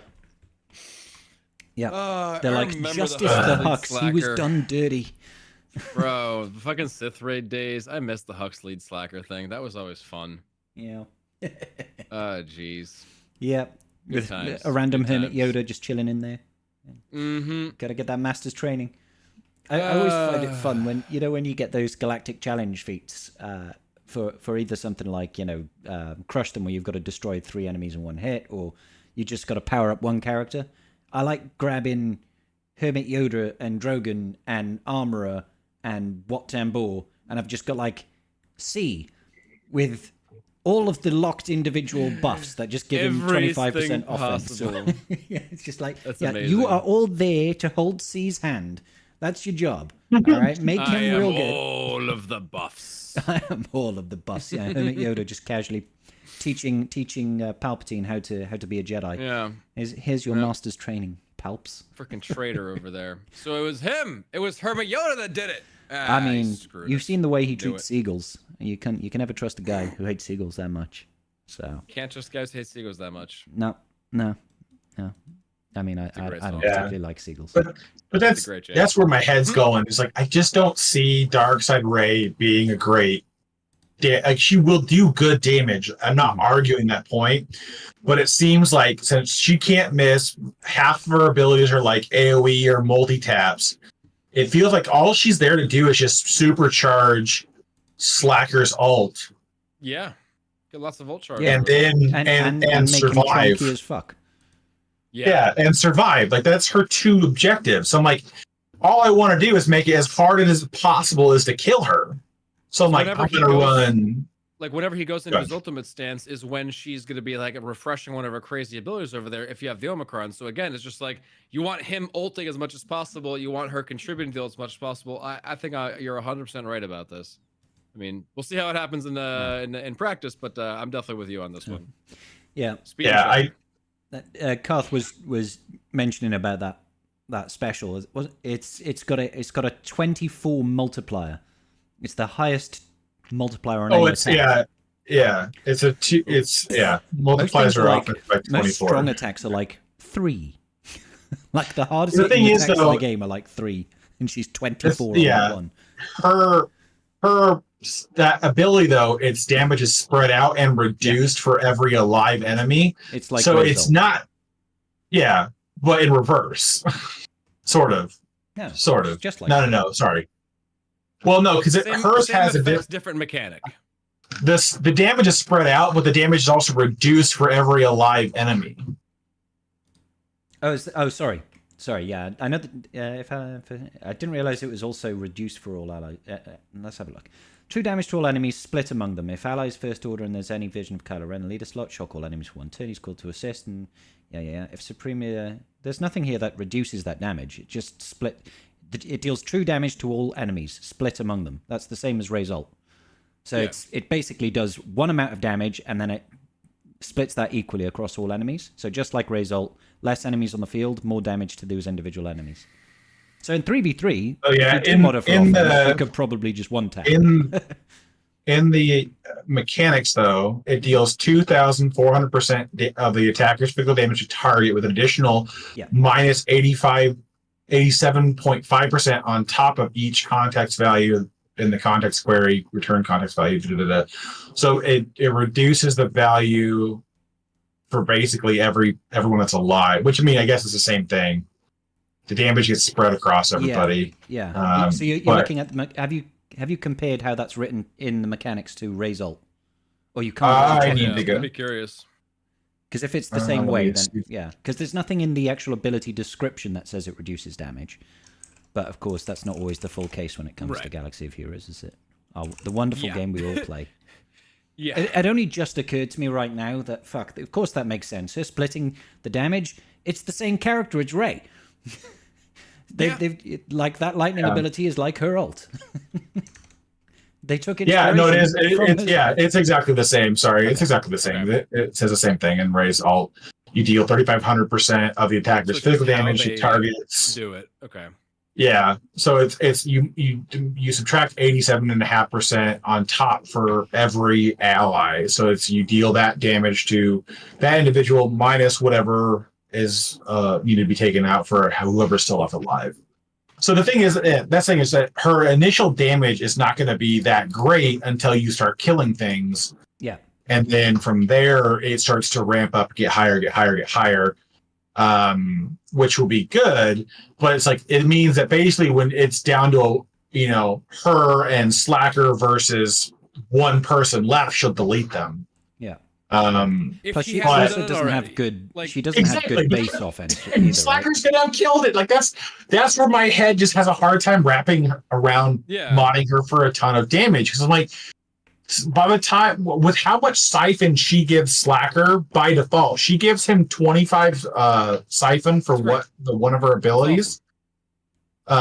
Just by using it. And so I feel like at a certain junction, Slacker's just going to ramp up to where the fact that it doesn't matter anymore. Legitimately, yeah. He's got like the best stacking of any character in the frickin' game. Yeah. So let's just make that stacking better instead of trying to siphon off some of the stacking and damage over to her. Crazy. Seems like it makes sense with that. So yeah. We'll see what her damage she's going to be ends up insane, being like. So guys. She's going to be just so insane. And on that note, I was talking about this yesterday. I'm thinking I'm probably going to lean towards all 3 Omicrons on her. I was going back and forth. Definitely, if you only have 1 Omicron, the second unique is the way to go for the stacking and the can't be killed, all that sort of stuff. That's the way to go. If you have 2 Omicrons, you put the first unique on as well. So Tico says I'm quiet, apparently. If you have the 2 Omicrons on, then you put the second unique as well. If you have a third, then you put the special on. Because the first special sort of works in tandem with the what's up? Do I need to pump your volume up? Keep speaking. I just move closer to the mic. Because the first one sort of works in tandem with the with their special, because it's the going to reduce the cooldowns and going to reduce everything over there. So it's going to make that work even faster, even better, and just make her a goddamn freaking one of the crazy uniques badass. Is the one that lets first order allies ignore taunt, right? That seems pretty that's key. The they have advantage. That's the first unique. Yeah, so that's the first unique. But I would say if you only have 1, you would just want to put the second unique first, because the second unique is the one that gives you all the so whenever you're inflicted with a debuff, you lose 1% turn meter for all the stacking stats to work with him. Right? It's the wall ray is untargetable. You can't be defeated. Whenever an enemy is less than full health, it can't recover protection. So it's a lot of good stuff. It's the offense stacking over there. So I would probably say that would be like, if you only have 1, you would do that one, and then just work yourself up the line. But if you only have 1, knowing you would unlock Ray at the end of the 3rd conquest, I feel like your priorities weren't straight. That's a you issue. Do better. I've got 57 Omicrons in the bank right now. So I need 3, but in 2 days' time. Literally, you'll get some from the red crate, right? Not even that. Well, literally, the episode the episode will refresh the morning she becomes unlockable. Yeah, so that's got 5 even better. So I'm like, yep. Or at the worst of it, the morning of GAC lock-in. So it'll be done before lock-in, which was nice. Yeah, I can't wait. You will. Yeah, so you should have it no problem. Like either way, you'll get the Omicrons required. Yeah, and then I'm all caught up on our mandatory guild TW Omicrons. So I get to just build up Omicrons again and be like, yay! Nice. Yeah. No, that's like the hard part is just like looking at Omicrons. You're like, I really need to hoard. Anytime I'm below 60, I feel like I don't have enough. And then I hit 120, and I'm like, what can I spend them on? You're like, that Padawan Obi-Wan Omicron's looking mighty tasty now. Oh, no, never. No. Conquest and Phalanx Army is looking mighty juicy. Challenges. I'm gonna have to lose I'm gonna have to lose a sizable bet where somebody gives a boatload of money to charity before I'm like, Phalanx Army. But there's even there's a lot of really shitty TW ones too. All the Inquisitor ones that aren't GI. Oh my god, all of all the leadership abilities. Isn't there something that you can throw under like an Akbar lead? Is there some sort of shitty Omicron that can go in one of those teams that you can not use ever? Hey, Princess Leia worked really well with Leia when her first Omicrons came out. I actually enjoyed it. She hit really hard, but like right now, you need so much sustain, and Drogon can carry the team, so it doesn't really matter that she has her Omicron and she does what she does now. But maybe when the blue set dies off, then I can work her back into the lineup. But it's just one of those things. It had its time and its place of being useful, but it's few and far between. Even Akbar had his time and place when it was a thing, but right now it's just it's not going to work. Like Farm Boy Luke, I still love Farm Boy Luke with Leia. That's a fun thing to do. It's just right now when you're trying to hunt these big game targets, you need that Jin Adrad cheese to survive a lot of it. So like, it's not that they're not useful. It's just that they can't be applied because of the fact that you need a certain mechanic in place. Yeah. Right. Yeah. The Adrad Jin setup for a Leia team is just, it's too useful from a strategic point of view. It's not that it makes you deal more damage. It just lets you cheese out and just synergizes very well with charging Leia's ult so quickly. So it's it's too good. It's too good. With that, you double down on the resistance penetration with Drogon, and Adrad does a lot of special damage as well. It's actually quite a bit of Adrad can do quite a bit of damage by the end of a fight. AoE in a Leia team, and he's killed units. I've been like, oh damn, like AoE for 100k. You're like, well, okay, shit. Yeah, impressive. He claps pretty hard, so it's like it's not nothing to laugh at. It's just like that's where we are right now. Is that Leia needs that to work to counter certain things, so that we're kind of stuck in this route of like, if you want to counter X, you need Y, and so those Omicrons don't work right now, but they could come back and have their usefulness. That's always the catch-22 of these less powerful Omicrons. I'm going to start pitching the meathead characters that need Omicrons to buff up other teams, just as kind of kicks and giggles sake. I still think that they should just do another legendary event that was like Starkiller, that gives us 4 marquees that are not for a team. They just lifter units for unused existing teams that make them fucking great. That was a really good time in the game. That was a really good time. And hear me out. Uh-oh. Give me Ram Coda, the blue lightsaber version of Starkiller. Yeah. Galen Merrick, and then give me Juno Eclipse, Ram Coda, Proxy, we have to and Proxy. Maris Brood. Genuinely, give me I don't even care if we get a new Starkiller. If we just get Proxy, I'll be happy. That's honest to God, though. This is. I'll keep dying on this hill every time it comes up. Sage needs to go hit the nostalgia for a little bit. Let's go to the old 2000 era games. Let's go to some of the old, expanded or the EU. Yeah, go in there for a little while. I'm just so sick of I get why they're following the content that's being released, but honest to God, even after this ends, I don't know where I want them to go, because there's nothing I really want them to bring in from anything else they've released. Yeah. I definitely want Smee and Judd, but you need to watch some fucking Skeleton Crew so you can understand what we're talking about. Fucking I know who they are. I know who they are. Okay, I've seen enough. I know how it ends.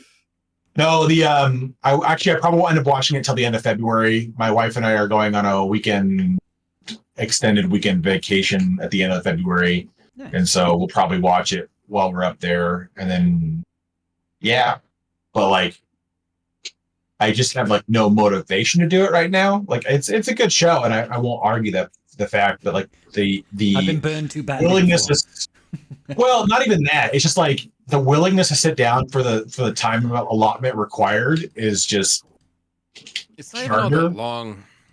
I know it's not, but it's just when I have to start it when the wife gets home, which is 7:30 at night, and and then she falls asleep halfway through, and I'm like, no, we'll just wait. We'll just wait till vacation time starts. Honey, wake up. Half the episodes are 20 minutes anyways. She'll fall asleep like 5 minutes in. She's not that excited about Star Wars. It's more of the a boys are me disappointed thing. in me, honey. Please don't make me look bad in front of the boys. Exactly. I tell you what, Karth, we'll ship you a nice bottle of champagne. Actually, no, she'll fall asleep quicker then, won't she? Yeah. Or maybe you'll get distracted and you're like, Yeah, we'll be watching the show at that point. There'll be a show. All right. Yes. What were we talking about? Star Wars Galaxy of Heroes? Star Wars. Yes, that one. The sequel. Game. Sorry. Anyways. Cover professionally or kind or of something cover, like maybe. that-ish. But anyways, outside of Darkseid Ray, are we looking like I'll tell you what, I'm excited for her, but now I'm a low key more interested to see what they announce as the next Conquest unit. Yeah, because I want to see which absolutely. direction they're running with this We should get that in a week with or this two. wind up. So. It'll be at least 2 more weeks. It should be not this week when she releases, but the week after they should release it. Before, well, no, it should be this week. No, damn it! It should be this week. CG knew. I'm going away to Rome Oh, on he's Friday. going away. They're gonna release the kit on Friday. It will be, it will be because it'll have to go before the update, and the update for Conquest goes out on the week prior. So it'll have to be Friday. God damn it! Right, I need to speak to Meathead and This I say, whole listen, Meat. yeah, this whole You want to give me an exclusive kit reveal on this because I won't be able to cover it when I'm in Rome. So I will set the video to release Friday morning. I just need the exclusive. Yeah. Okay. So somebody clip this and send it to Meathead. Meathead, I am propositioning you in more ways than one here, but I really do want to have the advanced kit reveal. Just because I'm going on holiday and I want to at least, be able to push that out there. So do your boy Scribble a solid one and help him out. I'll sign every NDA that you can throw at me. Within reason. Every NDA? Within reason. But my head is going that they've been down this kind of the way you asked that, what kind of NDAs do you have? I mean, I can't tell you. So. I'm not allowed to just disclose that information at this time. For obvious reasons. I can't tell you. I signed an NDA to tell you that I can't tell you what's in the NDA. Well, they've been on this kick here. for a little bit on strengthening the GL team with Triple Omni GAC characters. So I'm interested to see if they keep going down that road. I want it to be a ship. Please be a ship. And I hate ships. I just want it to be a ship. The break in Omicrons. So one, it's a break in Omicrons, and two, so it means we might potentially be getting a new fucking fleet. Yeah, new fleet, please. It's been too long. New fleet. I want a new fleet. Apparently, there's been some speculation that that the Fondor should be up for grabs and then in upcoming conquests. We'll see if any of the rumor mill is running. I will definitely accept the Fondor coming to the game if it very specifically just fucking annihilates the punishing one. Like, my God, right? Like the clause is if there is an enemy insta-kill. punishing one on the field, it dies. Like just that specific. Yes. That's the whole ship. Like insta kill. Yeah, it Right goes there. in, it gets the lightsaber laser beam thingy-mabob, and the punishing one dies. And it explodes and does 50% true damage. I would be okay with it. I don't know. The only reason I don't want the Fondor, in a nutshell, is I would rather have another fleet than strengthening the profundity. So would I. But what if it doesn't strengthen profundity? What if it makes that home one great again? Make home one great again. Good jokes. Good jokes. Yeah, I don't know where they run with that, because it's like as much as I want the profundity to perform better, I feel like if they're going to do that, just do Fondor as a marquee and do the same thing you do with the profundity. Release an overpower through the top marquee and bolster the profundity, and then make the conquest unit go towards what we complained about. Yes. You know what would be really good? I don't want to waste a conquest unit going backwards. Hell yes. Yes, that's the case, Wolfie. You know what would be really good is if is if the Fondor or whatever ship that they use to boost the profundity, what it does is, you know, that 20% chance for rebels to assist when they crit, they just turn that to 100%. And it's like, for the first time, it always fucking assists. So you don't get fucking always No. I got you even better. The first time each turn a rebel ally critically hits an enemy, it calls the Millennium Falcon to assist. And then the Millennium Falcon will call an extra person to assist. Another ally to assist, exactly. That's all I'm saying. Like, let's just also that way the Falcon can still have its own 50% chance to crit, so there can still be some RNG bullshit in there, but you get your guaranteed one. All right? Yeah. And because it'll be on the starting lineup, it means maybe we won't be using the Y-Wing, which means when the Falcon calls something to assist, it's not going to cause the little wet noodle slapping BTLB Y-Wing to assist and deal no fucking damage. It'll call something useful to assist. Oh, call another attacker to assist, right? Or something besides a tank. Like, it's just like, goddamn. Or give it a mechanic. Tank allies to assist. You know what the Y-Wing and the Star Fortress needed to get together and just become one thing, where it's like it has a chance to assist all the time, and then it has an effect that once it reaches the max stacks, that effect, it starts benefiting from being the one that gets called to assist, where it feels like, yeah, the Star Fortress has counter chance, but since it can't really build up the sweet spot stacks fast enough to make that counter chance worth your time, it's kind of like, well, wouldn't it be cool if we kind of combine these features where, like, if an ally has foresight, it calls the Star Fortress to assist, and then when it gets, and then just something similar with the Y-Wing. It's like, hey, if it critically hits, it calls the Y-Wing to assist after 5 stacks of, you know, lock on target, whatever the hell you want to call the blue buff. Then it deals more damage or inflicts expose or something. Like, just give me something that makes calling that thing into assist 4 times in one turn worth my freaking time. That's all I'm saying. I digress. Tell us how you really feel, Carl. But I do agree that despite having, 2 lifters, the Hondo fleet didn't quite hit it right, regardless. Like, the come in your pants. Holdo fleet. Did I say Hondo? Hondo has a fleet. I'm excited the come now. in your pants. Like, it was nice-ish, but it's kind of an all or nothing Hail Mary, and you have to survive first. You have to survive the opener. It's like, it's even like with the it's not an opening ship, it's the reinforcements specifically. Yeah, when you're using the resistance to beat like the malevolence, that's like it's your go-to counter, right?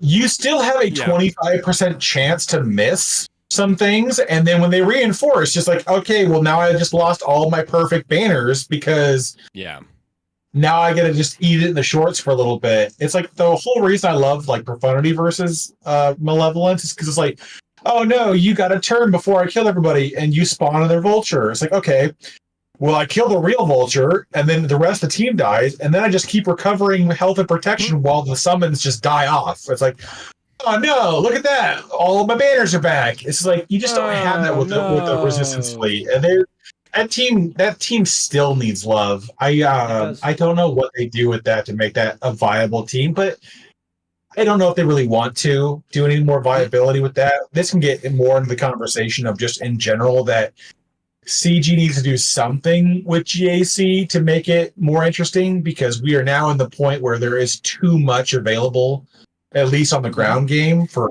offense, that it's just like, oh man, what do I play that stops my team at all besides maybe the most new meta release? Clearly, and then outside of Jawas and Tuscans.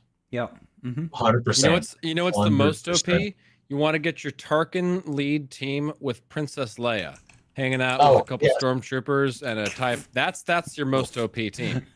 You are right. I forgot about the entire thing. That entire mechanic is overpowered. We had chat set my defense last week. So that's my actual front walls defense right there. Right now, I wasn't original kidding. trilogy themes, didn't you? Yes. Hell yeah. So the top zone, I've got Emperor Palpatine with Royal Guard, Darth Vader, Hermit Yoda, and Jedi Knight Luke. We still do need to have backpack Hoda Luke. Oh yeah, Mhm. it's a beautiful thing. I think if they do release a lifter for the Jawas, it has to have some sort of move with the Ahsoka, and they yeah, just absolutely. eat a giant egg. Yeah, And like it gives one guy them holds some- up the egg and he's like Suga! Exactly. That's like a rallying cry. Gives all of the Jawas something useful because they need it.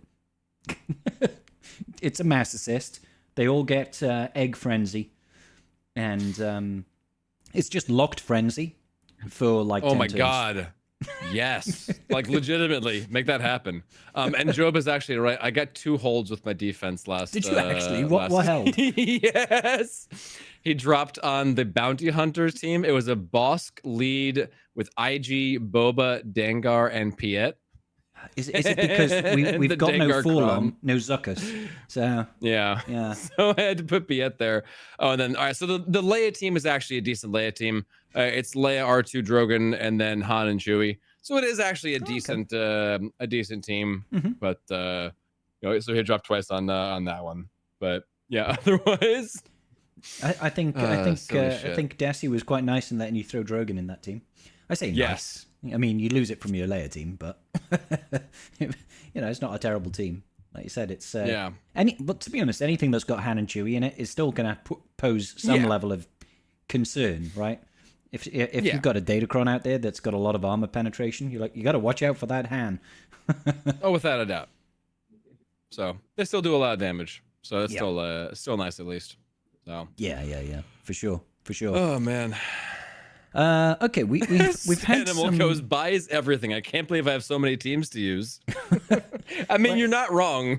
But it's a fundamental problem with the way that GAC is set up right now. There's been no expansion. Well, there's been no changes. It's a problem in Kyber 1 specifically, and the top end of Kyber 2, where you're dealing with accounts over a certain GP threshold. I know it's not the same for everybody, but when I say changes are needed, I mean specifically at the upper end.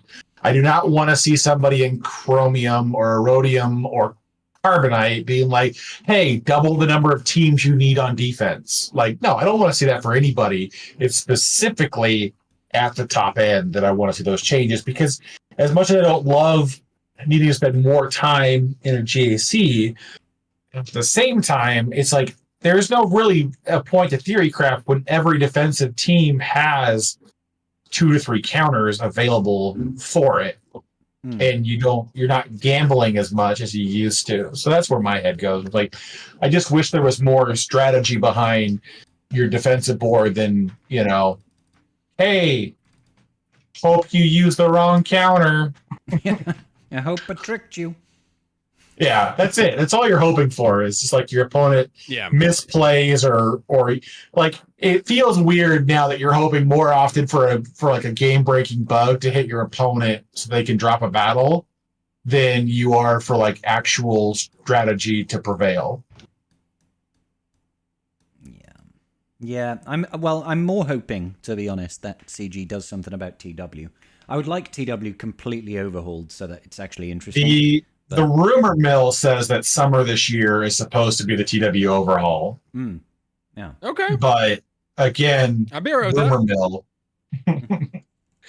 I would take anything to change TW, to be honest. I don't care almost at this point what it is, just something different to break up the monotony of, hey, pick 8 ground teams in 2 fleets and then hope that you didn't leave something you needed on defense for offense. And then that's about it. Yeah. I'm hoping for some, because I think it's been so stale. They need to not only just change up the way the game plays, they need to rethink the reward structure and the matchmaking as well, because like it's still what is the highest guild bracket threshold, like 350 mil, And we've got 380 is the highest, 380. and the highest GP guild is over 700 million. Exactly. Yeah, I was gonna say. It's just kind of mad. Right? Now, granted, the matchmaking in general does sort out for that disparity. You're not going to get a guild signing up with 50 members at 400 million GP fighting Mod Chromium. No. That's not going to take place. But the reward structure, yeah, the reward structure needs to be expanded upon a little bit. But as well as that, they do need to make the people in between that 600 and 400 GP mark have a little bit more consistently favorable matches where you're not getting sandbagged one war and then dominating the next, or sandbagged for 2 wars, then taking your loss win after that as well. So it's one of those things where it's just like, man, there needs to be a little bit better balance there, because there needs to be a few more factors for like matchmaking to make things make sense. Because you can be a smaller TW guild and just dominate bigger guilds that aren't committed to the area. And, I feel like there needs to be some separation from guilds that take PvP very seriously versus guilds who are just like, hey man, we're just about to play TB and that's all we really care about, so we don't really do Datacrons or Omicrons. I feel like part of that is like the nature of the beast. I mean, like, 100%. How you judge whether a guild actually, I mean, you really should do it based on how many TW Omicrons you have, and then people are gonna start gaming the system to see like, oh, we have these Omicrons versus these Omicrons, and so you have too many Omicrons, so you're throwing off our matchmaking over here, so you're bad for our guilds. I don't want how do they do that? Yeah, it's like personally, you gotta be careful. Like, I don't know if you guys played many. You could be a liability for a guild technically with all your Omicrons. Well, exactly. Like you would actually be like, I am always a liability. Every single time that I've gone to a guild, right? Every single time I've gone to a guild and I've dragged Karth along, I've been telling Karth, oh yeah, we absolutely dominate every single TW, and we have. We'll go on like a 10-win streak. Karth joins the guild and we'll immediately get some like more Chromium or Clones Unleashed. Every single time. That was my first two guild. That was my first two TWs. No. The first TW in Senate Mandalore was like a gimme war. It was just like literally, we didn't have that many people sign up, so we got a massive mismatch. Didn't have to try. And then the next 2 wars were Mock Chromium and Clones Unleashed. And it was like Mock Chromium, we didn't even care. Yeah. Clones Unleashed, we stood a decent chance, but didn't quite pull it out towards the end. And then it was just like, but then the same thing happened when we joined Clones Unleashed, or not Kashyyyk Underground. Like my first war there was versus Clones Unleashed. Bad Batch Unleashed? No, I thought it might have been Bad Batch, but it was versus one. I think it was Clones Unleashed. It was our first one. I remember Boro giving me shit about it in DMs after the first match. He's like, see what happens when you join an inferior guild, and I'm like, shut up, man. Like that was, why I didn't join Clones Unleashed. But anyways, it was just kind of funny because it's like that's most of the times when I guild hop that's what ends up happening. It's just like my first TW there is always just something outrageously like the guild should not have hit. It's just like you get into a new guild that does really well in TW and you're there for like their first loss in 20 wars and you're like, oh, and you did it. My bad, guys. Back to back twice. Yeah, my bad. Yeah, I remember it fondly. Whoopsies. Oh gosh, never again. Yeah, so I haven't checked actually if we've had any Tribe Talks questions. Tribe Talks questions? We've had I don't think we bring many. No, I don't think we have, which is easy for us. But we have had a few in the chat. I know some people. There was a question earlier.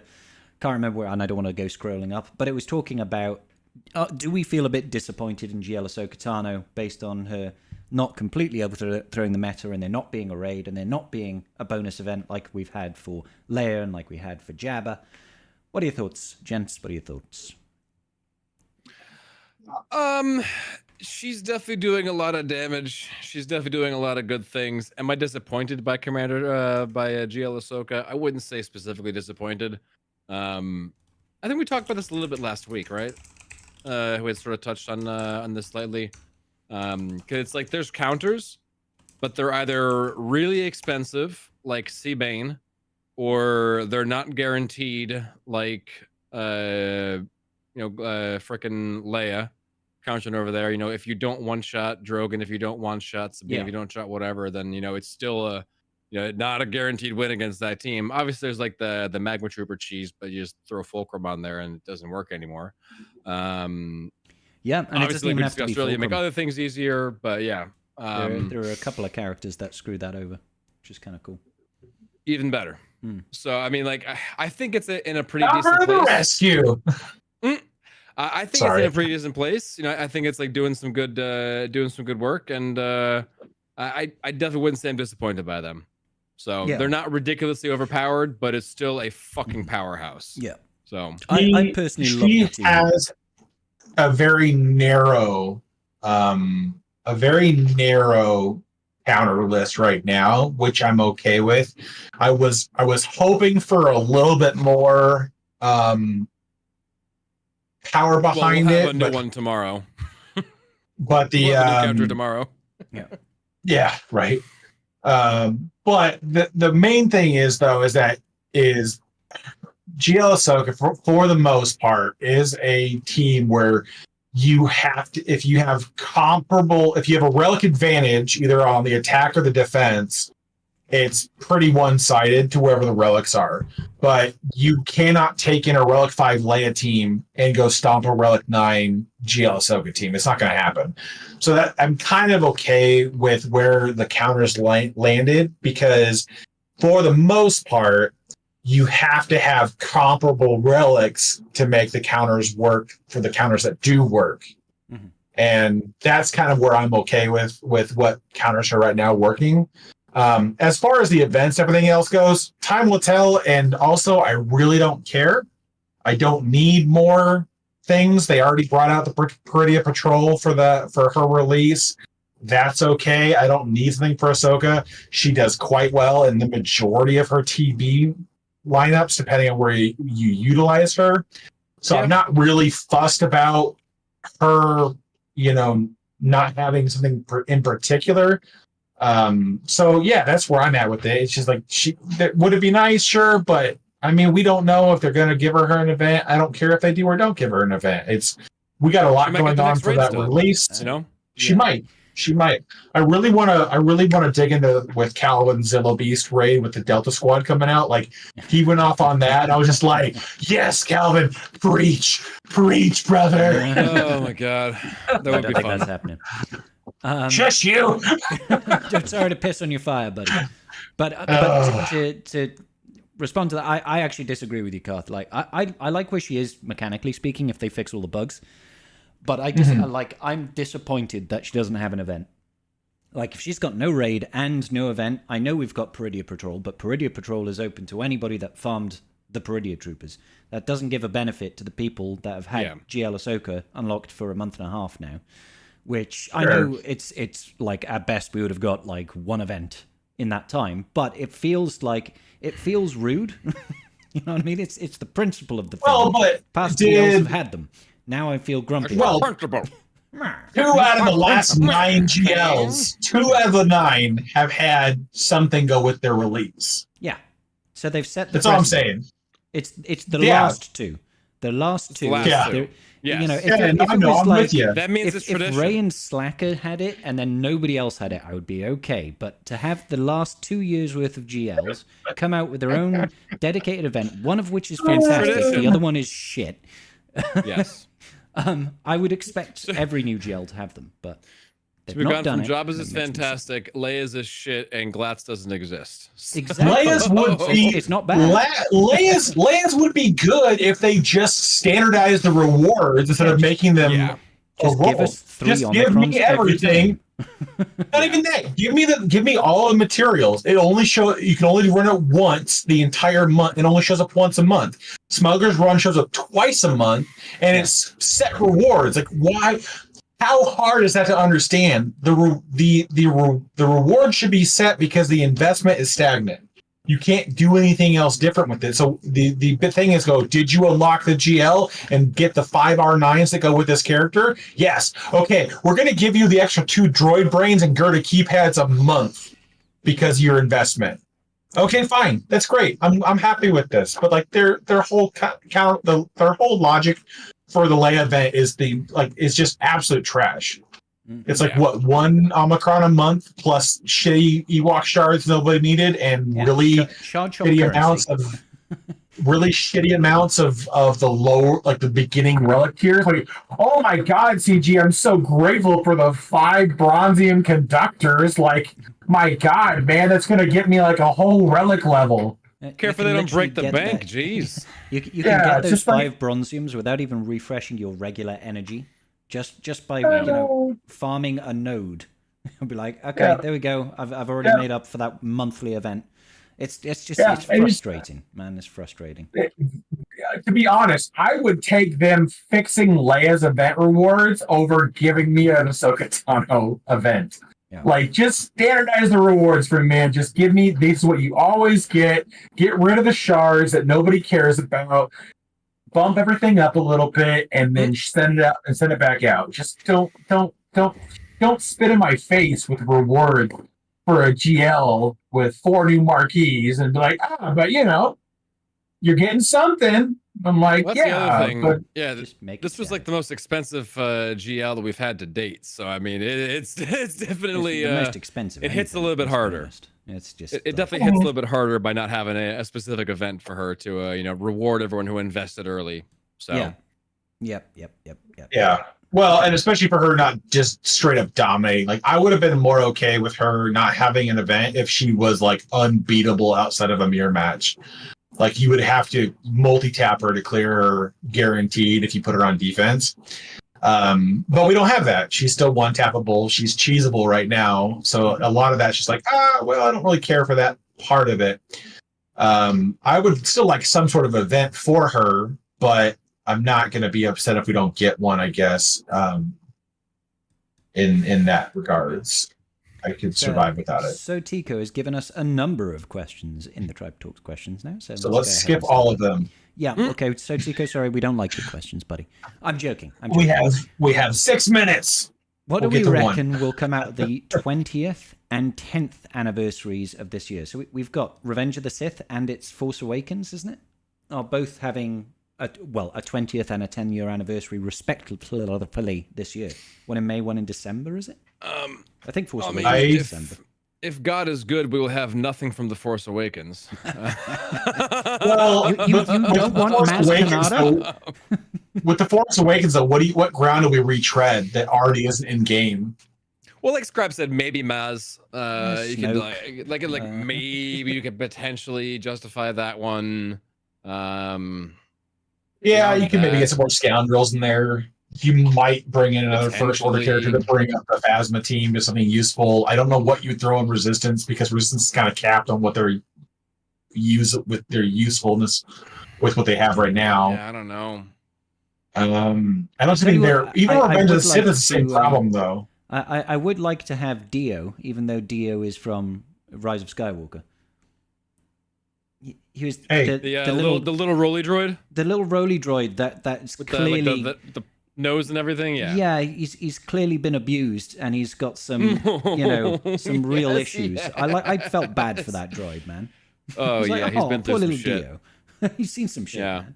Oh, so yeah, I know he's not Force Awakens, but just give me him anyway, because JTR could always use more droids. But like Karth was sort of saying too, for episode 3, frickin' Sith over there. I mean, we don't have a whole lot of characters that we could really bring in from episode 3. The only thing I can see is a chance for Palpatine lifter for Lord Vader. Well, I was gonna say more clone troopers. I mean, get some clone troopers special squadrons over there. Yeah, it's we the could end do of the clones. Clone Wars, but we could do more clone stuff. Can we get a 212th team with GK leading or something? Yeah, why not? I don't know. I would see maybe some clone trooper stuff for the Revenge of the Sith era, because that's going to come out. That'll start in April, so April, May, and June. They could definitely do an era themed around Clone Wars in general, not necessarily specifically Revenge of the Sith, and just have it as part of the celebration a little bit, and I could see that one. But as for specifically the Force Awakens, I can't see much coming. Die on a hill already. Delete faster. Uninstall the game. What are we going to do with them? They are the most boring story They're arc. mercenaries. They are the epitome of a taxi for a narrative in the show. We exist because we need to give Ahsoka a different perspective on life in the galaxy. And that is it. And then for some ungodly reason, they resurface in Bad Batch. Like, they don't need to. They never needed to come back. They were terrible at their job in the first. I have a feeling Karth doesn't particularly like the Martez sisters. Tell me how you really feel, Karth. Come on, I feel like you're holding back. They're just not good characters. Like, I don't like characters that are shoehorned into existence and notoriety because they happen to have a brief encounter with a main character. Like, who gives a shit about them? They don't do anything. Anyways, moving on. Moving on. They are exposition for Ahsoka. You know, they help with some character building and whatnot for her. But yeah, if you want to go back to the Ahsoka show and give me the Tales of the Jedi stuff, give me more stuff from Tales of the Empire. Give me Inquisitor Varys. Give me that Scarecrow dude. Yeah, we were just saying Revenge of the Sith specifically. I know. Well, but I'm just saying in general. Earlier. Yeah. Well, parts of her Tales of the Jedi were earlier, but the Rise of the Empire was kind of the same Revenge of the Sith-ish adjacent era. But anyways, some of that I would be more okay with to a degree. Well, I would love to have Jedi Dooku try to push Karth's buttons. I would love Jedi Dooku, but he wouldn't really be part of that, Revenge of the Sith era, because that would be fantastic. But was that? Dear. I was saying Job is definitely trying to push Karth's buttents now. He is not wrong, but in all fairness, more screen time than Delta Squad. Even with the 10 seconds Delta Squad is on the screen, their presence was more impactful than anything the Martez sisters ever did in the show. Okay? At least they rescued the dead Jedi from that temple in God knows where land, and they were successful. The Martez sisters just fail forward into, luckily, Ahsoka saving their asses. Okay? Pretty much. Here's what happens in the narrative of the Martez sisters. Like, that is it. That is all that happens. I don't understand how that was even a needed storyline, besides literally the entire purpose of the initial introduction of those characters was to show Ahsoka that people did not favor the Jedi as much as she was led to believe during her time as a Jedi Padawan. Which I think is an important thing for her. It's an important lesson. If you're completely insulated from all that shit, then that's absolutely important. But it's pretty basic. And she probably would figure that out, but, in all of her time traveling the galaxy. Exactly. It's like, we did not need those characters to come to any kind of notoriety to make that point. I think you probably maybe already figured that out and didn't need that specifically. Reasons why she left the Jedi Order. Yeah, she left the Jedi Order already by that point. So it was an unnecessary rehash of a lesson she probably already knew. Or at least like the Tales of the Jedi with her, being found and Anakin training her and everything else gave contextual information to how she was able to survive the Purge. And then this was just like a waste of a story arc in season 6 of Clone Wars. Anyways, I think Stamina raises a good question. Good point is we should get the Riot Trooper from that fights off against Finn in The Force Awakens. That could be a lifter for Phasma, and as long as he has an ability called Traitor, and he has to proper yell it. He has to do a flippy thing. He's got like flippy thing his gun around, Traitor, and then he's gonna be good. Yeah, and it could make the Phasma team a very deliberate anti-Zori Bliss team, even though we don't need that. I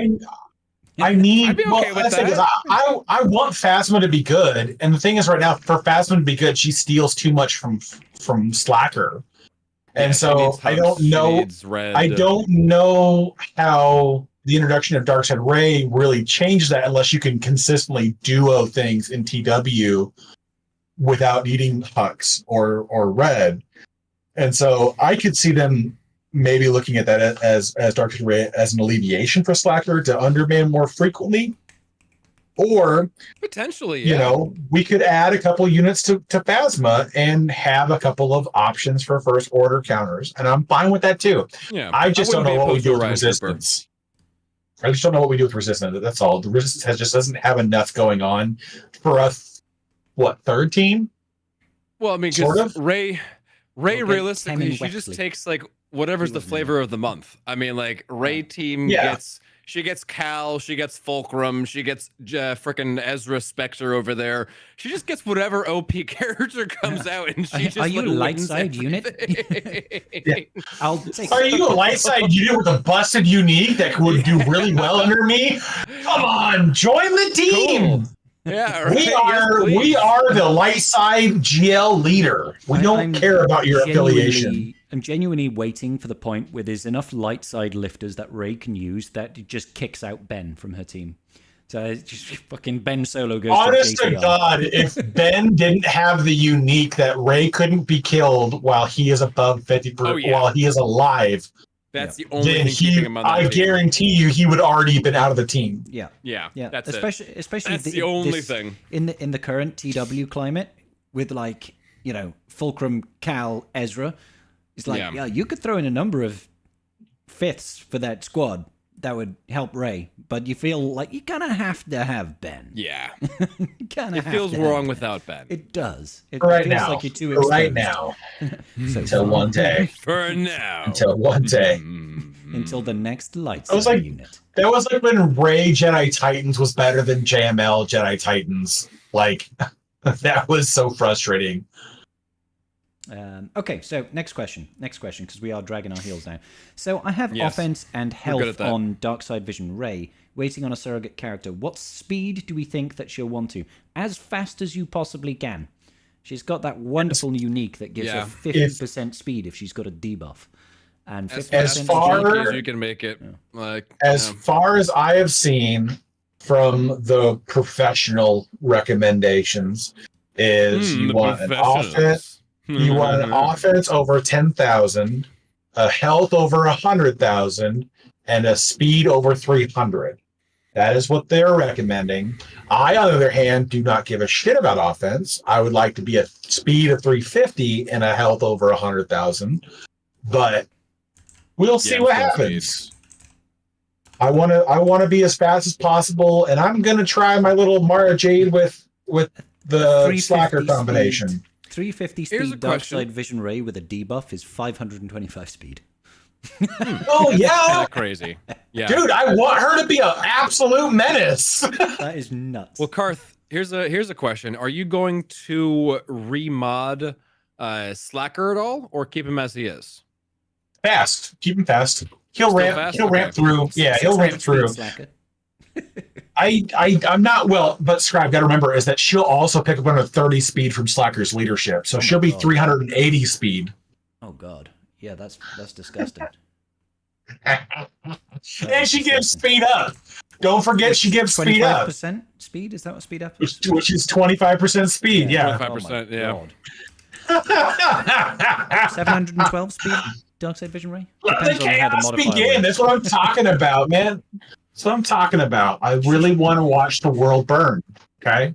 Yeah, it'll literally feel like when you go into that. Is it the Places and Power Assault battle with the enemy Jedi just go like 4 turns before you get one?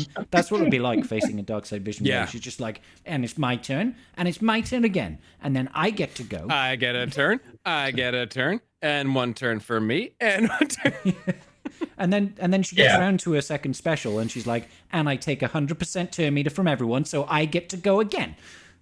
But that's the thing. Like, that's what I love about this. Is there's so much annoyingness that's going to happen within that team. And like, oh, just let the chaos ensue. Just let it happen. Just watch the world burn, because there are so many kit interactions going on that I don't think people are accounting for. I think her just being fast as hell, pumping as much ultimate charge to Slacker as she can, I think it just gets off the rails so quickly that Slacker's gonna be like, yeah, I'm gonna be like on my second ult by minute 2 or like every minute I'm gonna ult in this battle.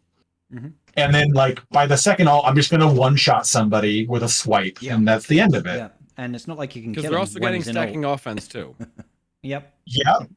And well, but the thing is, every time you debuff the team, though, they're gaining 10% health and protection, and they're offense. just gonna, Yeah. and it's just gonna get out of control so quickly. I'm just like, I just want to watch this unfold with her being as fast as possible and really hard to kill.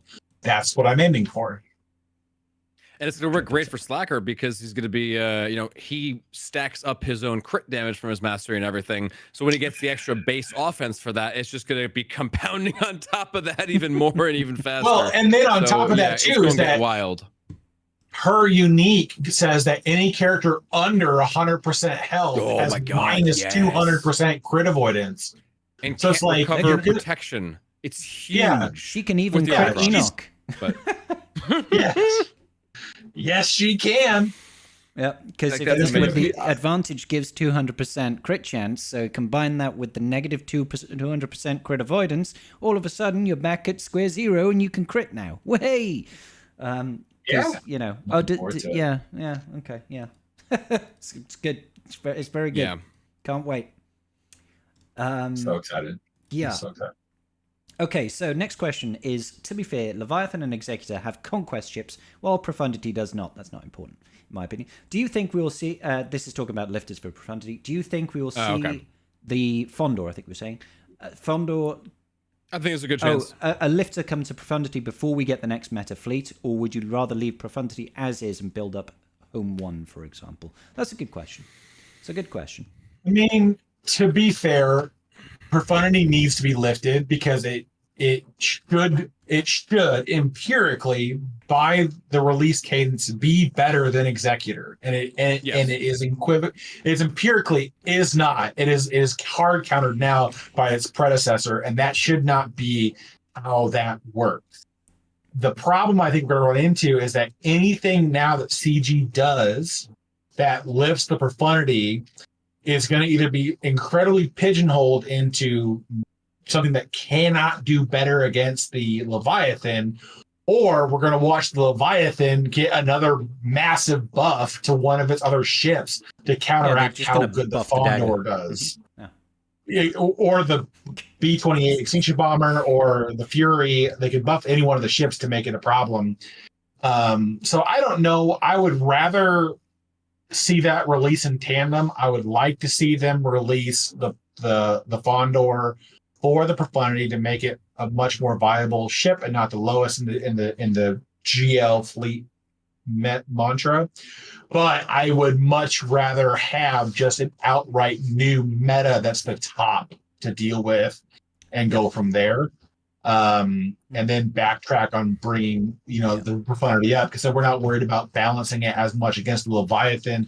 I think that's the problem we run into when we're trying to keep a certain ship at the top, is that anything we add in the interim then has to go, it will either buff or nerf the crap out of other things in play. And that's what we saw exactly happen when the Punishing One came in, is we buffed the Executor to such an extent that we had to nerf the Empire fleet, we had to buff the Leviathan fleet, we had to nerf other things in play just to make everything relatively acceptable again. Mm-hmm. And I would rather just skip that step. Yeah, I'd rather skip the step. Give me a new meta. When you buff the Profundity after that, we're not going to care if the Leviathan gets beat by the Profundity anymore. And it'll only be on offense that it can do that. And then the new fleet is going to be, Leviathan can beat that 80% of the time. We'll call it a day and go on our merry little way. And while as Drexby is saying in chat over there, like the Fondor definitely gets the anti-Empire effect, so like it would mostly just probably be anti-Executor sort of thing. Yes, there's no Empire that are on the team, but it would still be an Empire capital ship, so they can just say if the enemy Empire capital ship, capital ship is Empire, then all your ships are fucked over. Insta-kill, Punishing One, bang bang bang. All right, have a good day. So that probably would be the one with protection disruption. Yeah, right. Yeah, I know you guys know my stance on this. I fucking hate the Punishing One so much. To me, it bothers me to no end that the Profundity, which was released to beat the Executor, to replace it, just gets absolutely fucked by it now. Like it just gets destroyed. Because because of a marquee. Because of a marquee unit. If it was a legendary Not unlock, something like that, I would be a little bit more or okay a with conquest unit. Yeah. But it's not. It was Look, just at least if it was an elite marquee. if it was an elite marquee. No, it was just fucking dumb, and I'll never be on board with it, no matter what anyone says. It's just it shouldn't happen. So yeah, I want to see that. I want to see that injustice rectified. But I would, just like Karth, I would much rather see a brand new fleet come to the game. But who knows? Unfortunately, that's just going to take some time, I think, guys. And new fleet comes with a bunch of new ships, unless they go and bastardize an old fleet to go make a new fleet. Then they got to get a whole bunch of new ships. Even if they gave Trench the next capital ship, which would be the quote unquote easiest one to adapt, they would still need a full fleet. They would still need to release up to like 5 new ships to make it work at a minimum. Full fleet. Yeah.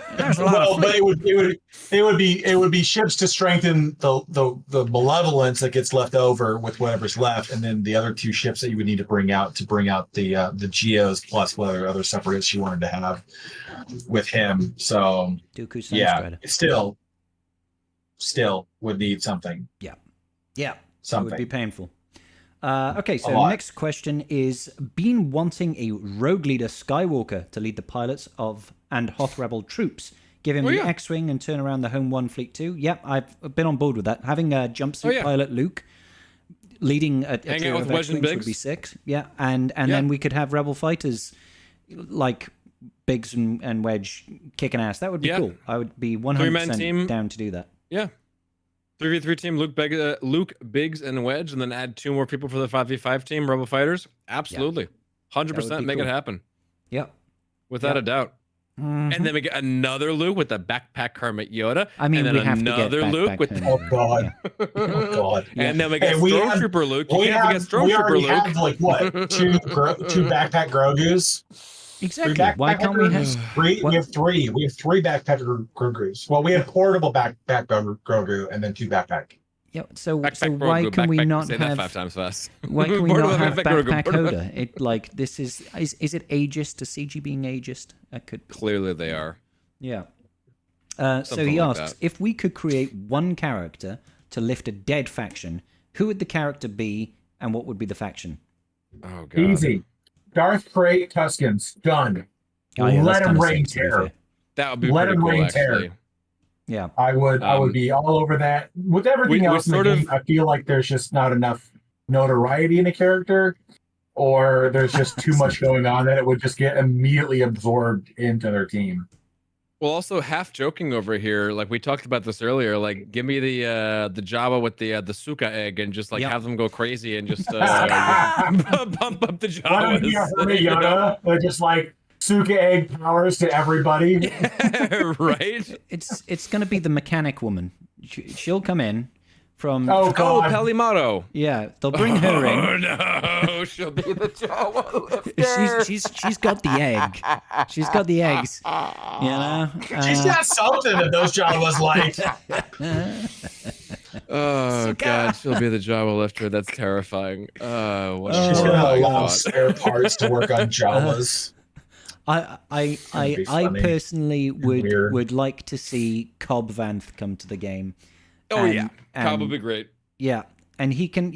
I don't even give a fuck. He is a lifter for Boba Fett sign of Django. Okay, all right. He gives his armor to Boba Fett sign of Django. Fucking, I don't care how it works thematically. I just want him in the game because he was cool. All right. Simple Cobb Vanth was a badass. Yeah, he was dope. He can lift Boba Fett and Fennec, and I don't know if they want to use Queel and IG-12 and Grogu. I don't really care, but have something of that faction would be cool. Because that would be fun. Oh yeah, that is for sure. And Sotiko asks, can we change Squad Arena 2? I would like to have unlimited attempts and be able to face allies teams. Yeah, I'm down for that. But sure, fuck around. I would at least like them to get rid of the attempt cap on Squad Arena. They should allow you to do it unlimited, and then they should just keep the refreshes at 25 crystals. There's no reason that it needs to be 50 and then go to 100. And then it should just be like at some. It gets to a point you can't refresh anymore. which is just kind of weird in general. They should remove that. They should remove the scaling refresh part, and they should remove. Should have been removed when they did the changes. For sure. Yeah. I get. There's a degree that still gives rewards. They don't want to make it crazy easy for people to take advantage of, but at the same time, like, let's be real. Not many people are giving a shit about placing even top 5 in Squad Arena on a regular basis anymore. The people that are going around refreshing Squad Arena are not the people that are trying to climb Squad Arena.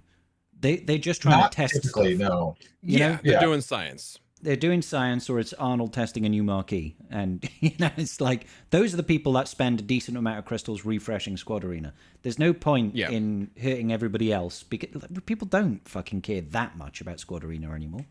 I mean, I still try to climb a little bit because I like the extra.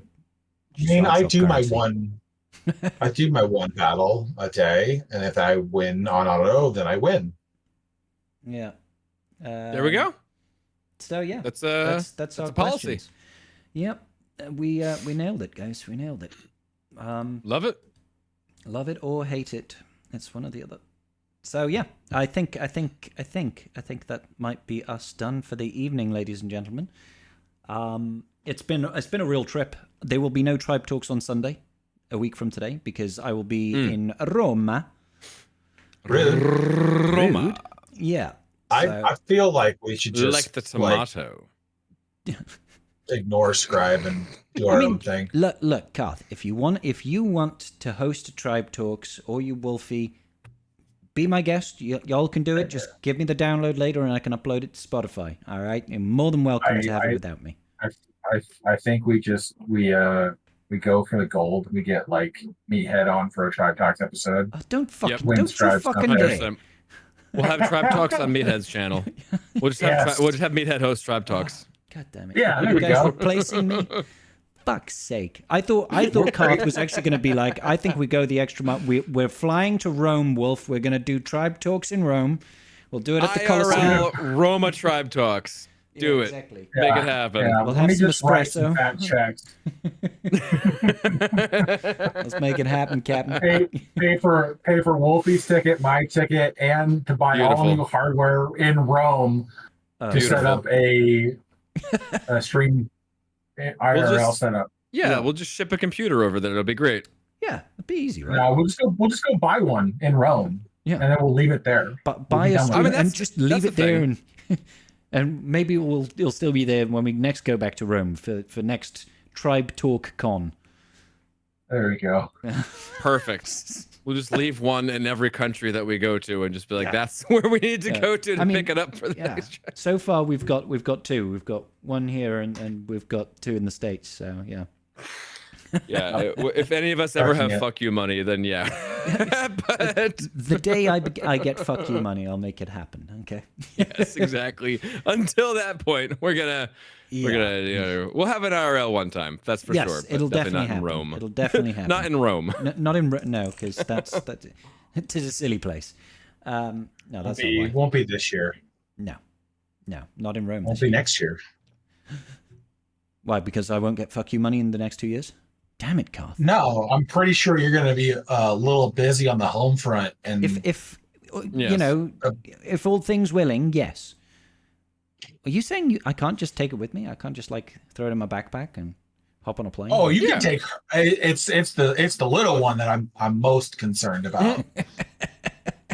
I can't do that. Oh, damn. Okay. I mean, you can. I won't argue the point for nothing. Could you imagine being you can on definitely that, do it? 8-hour flight across the Atlantic with a baby. I mean, people have done dumber things. Yeah. So, but I mean, I'm rating people out. It's been great. Love y'all. All right. See you soon. Peace out. God bless. Good night from us. It's been fucking wild. And I'll see you in 2 weeks, I guess, guys. There we go. Yeah. Cheers. Bye. Have a good time in Rome. Thank you. All right, let's see who's here on the old YouTubes that I can raid into. The awesomest of the Did I miss something? Yeah. Did I miss something? What? Is Ranger also expecting, or are they assuming I'm Ranger? What? Well, big deal. It says Ranger and Scribe are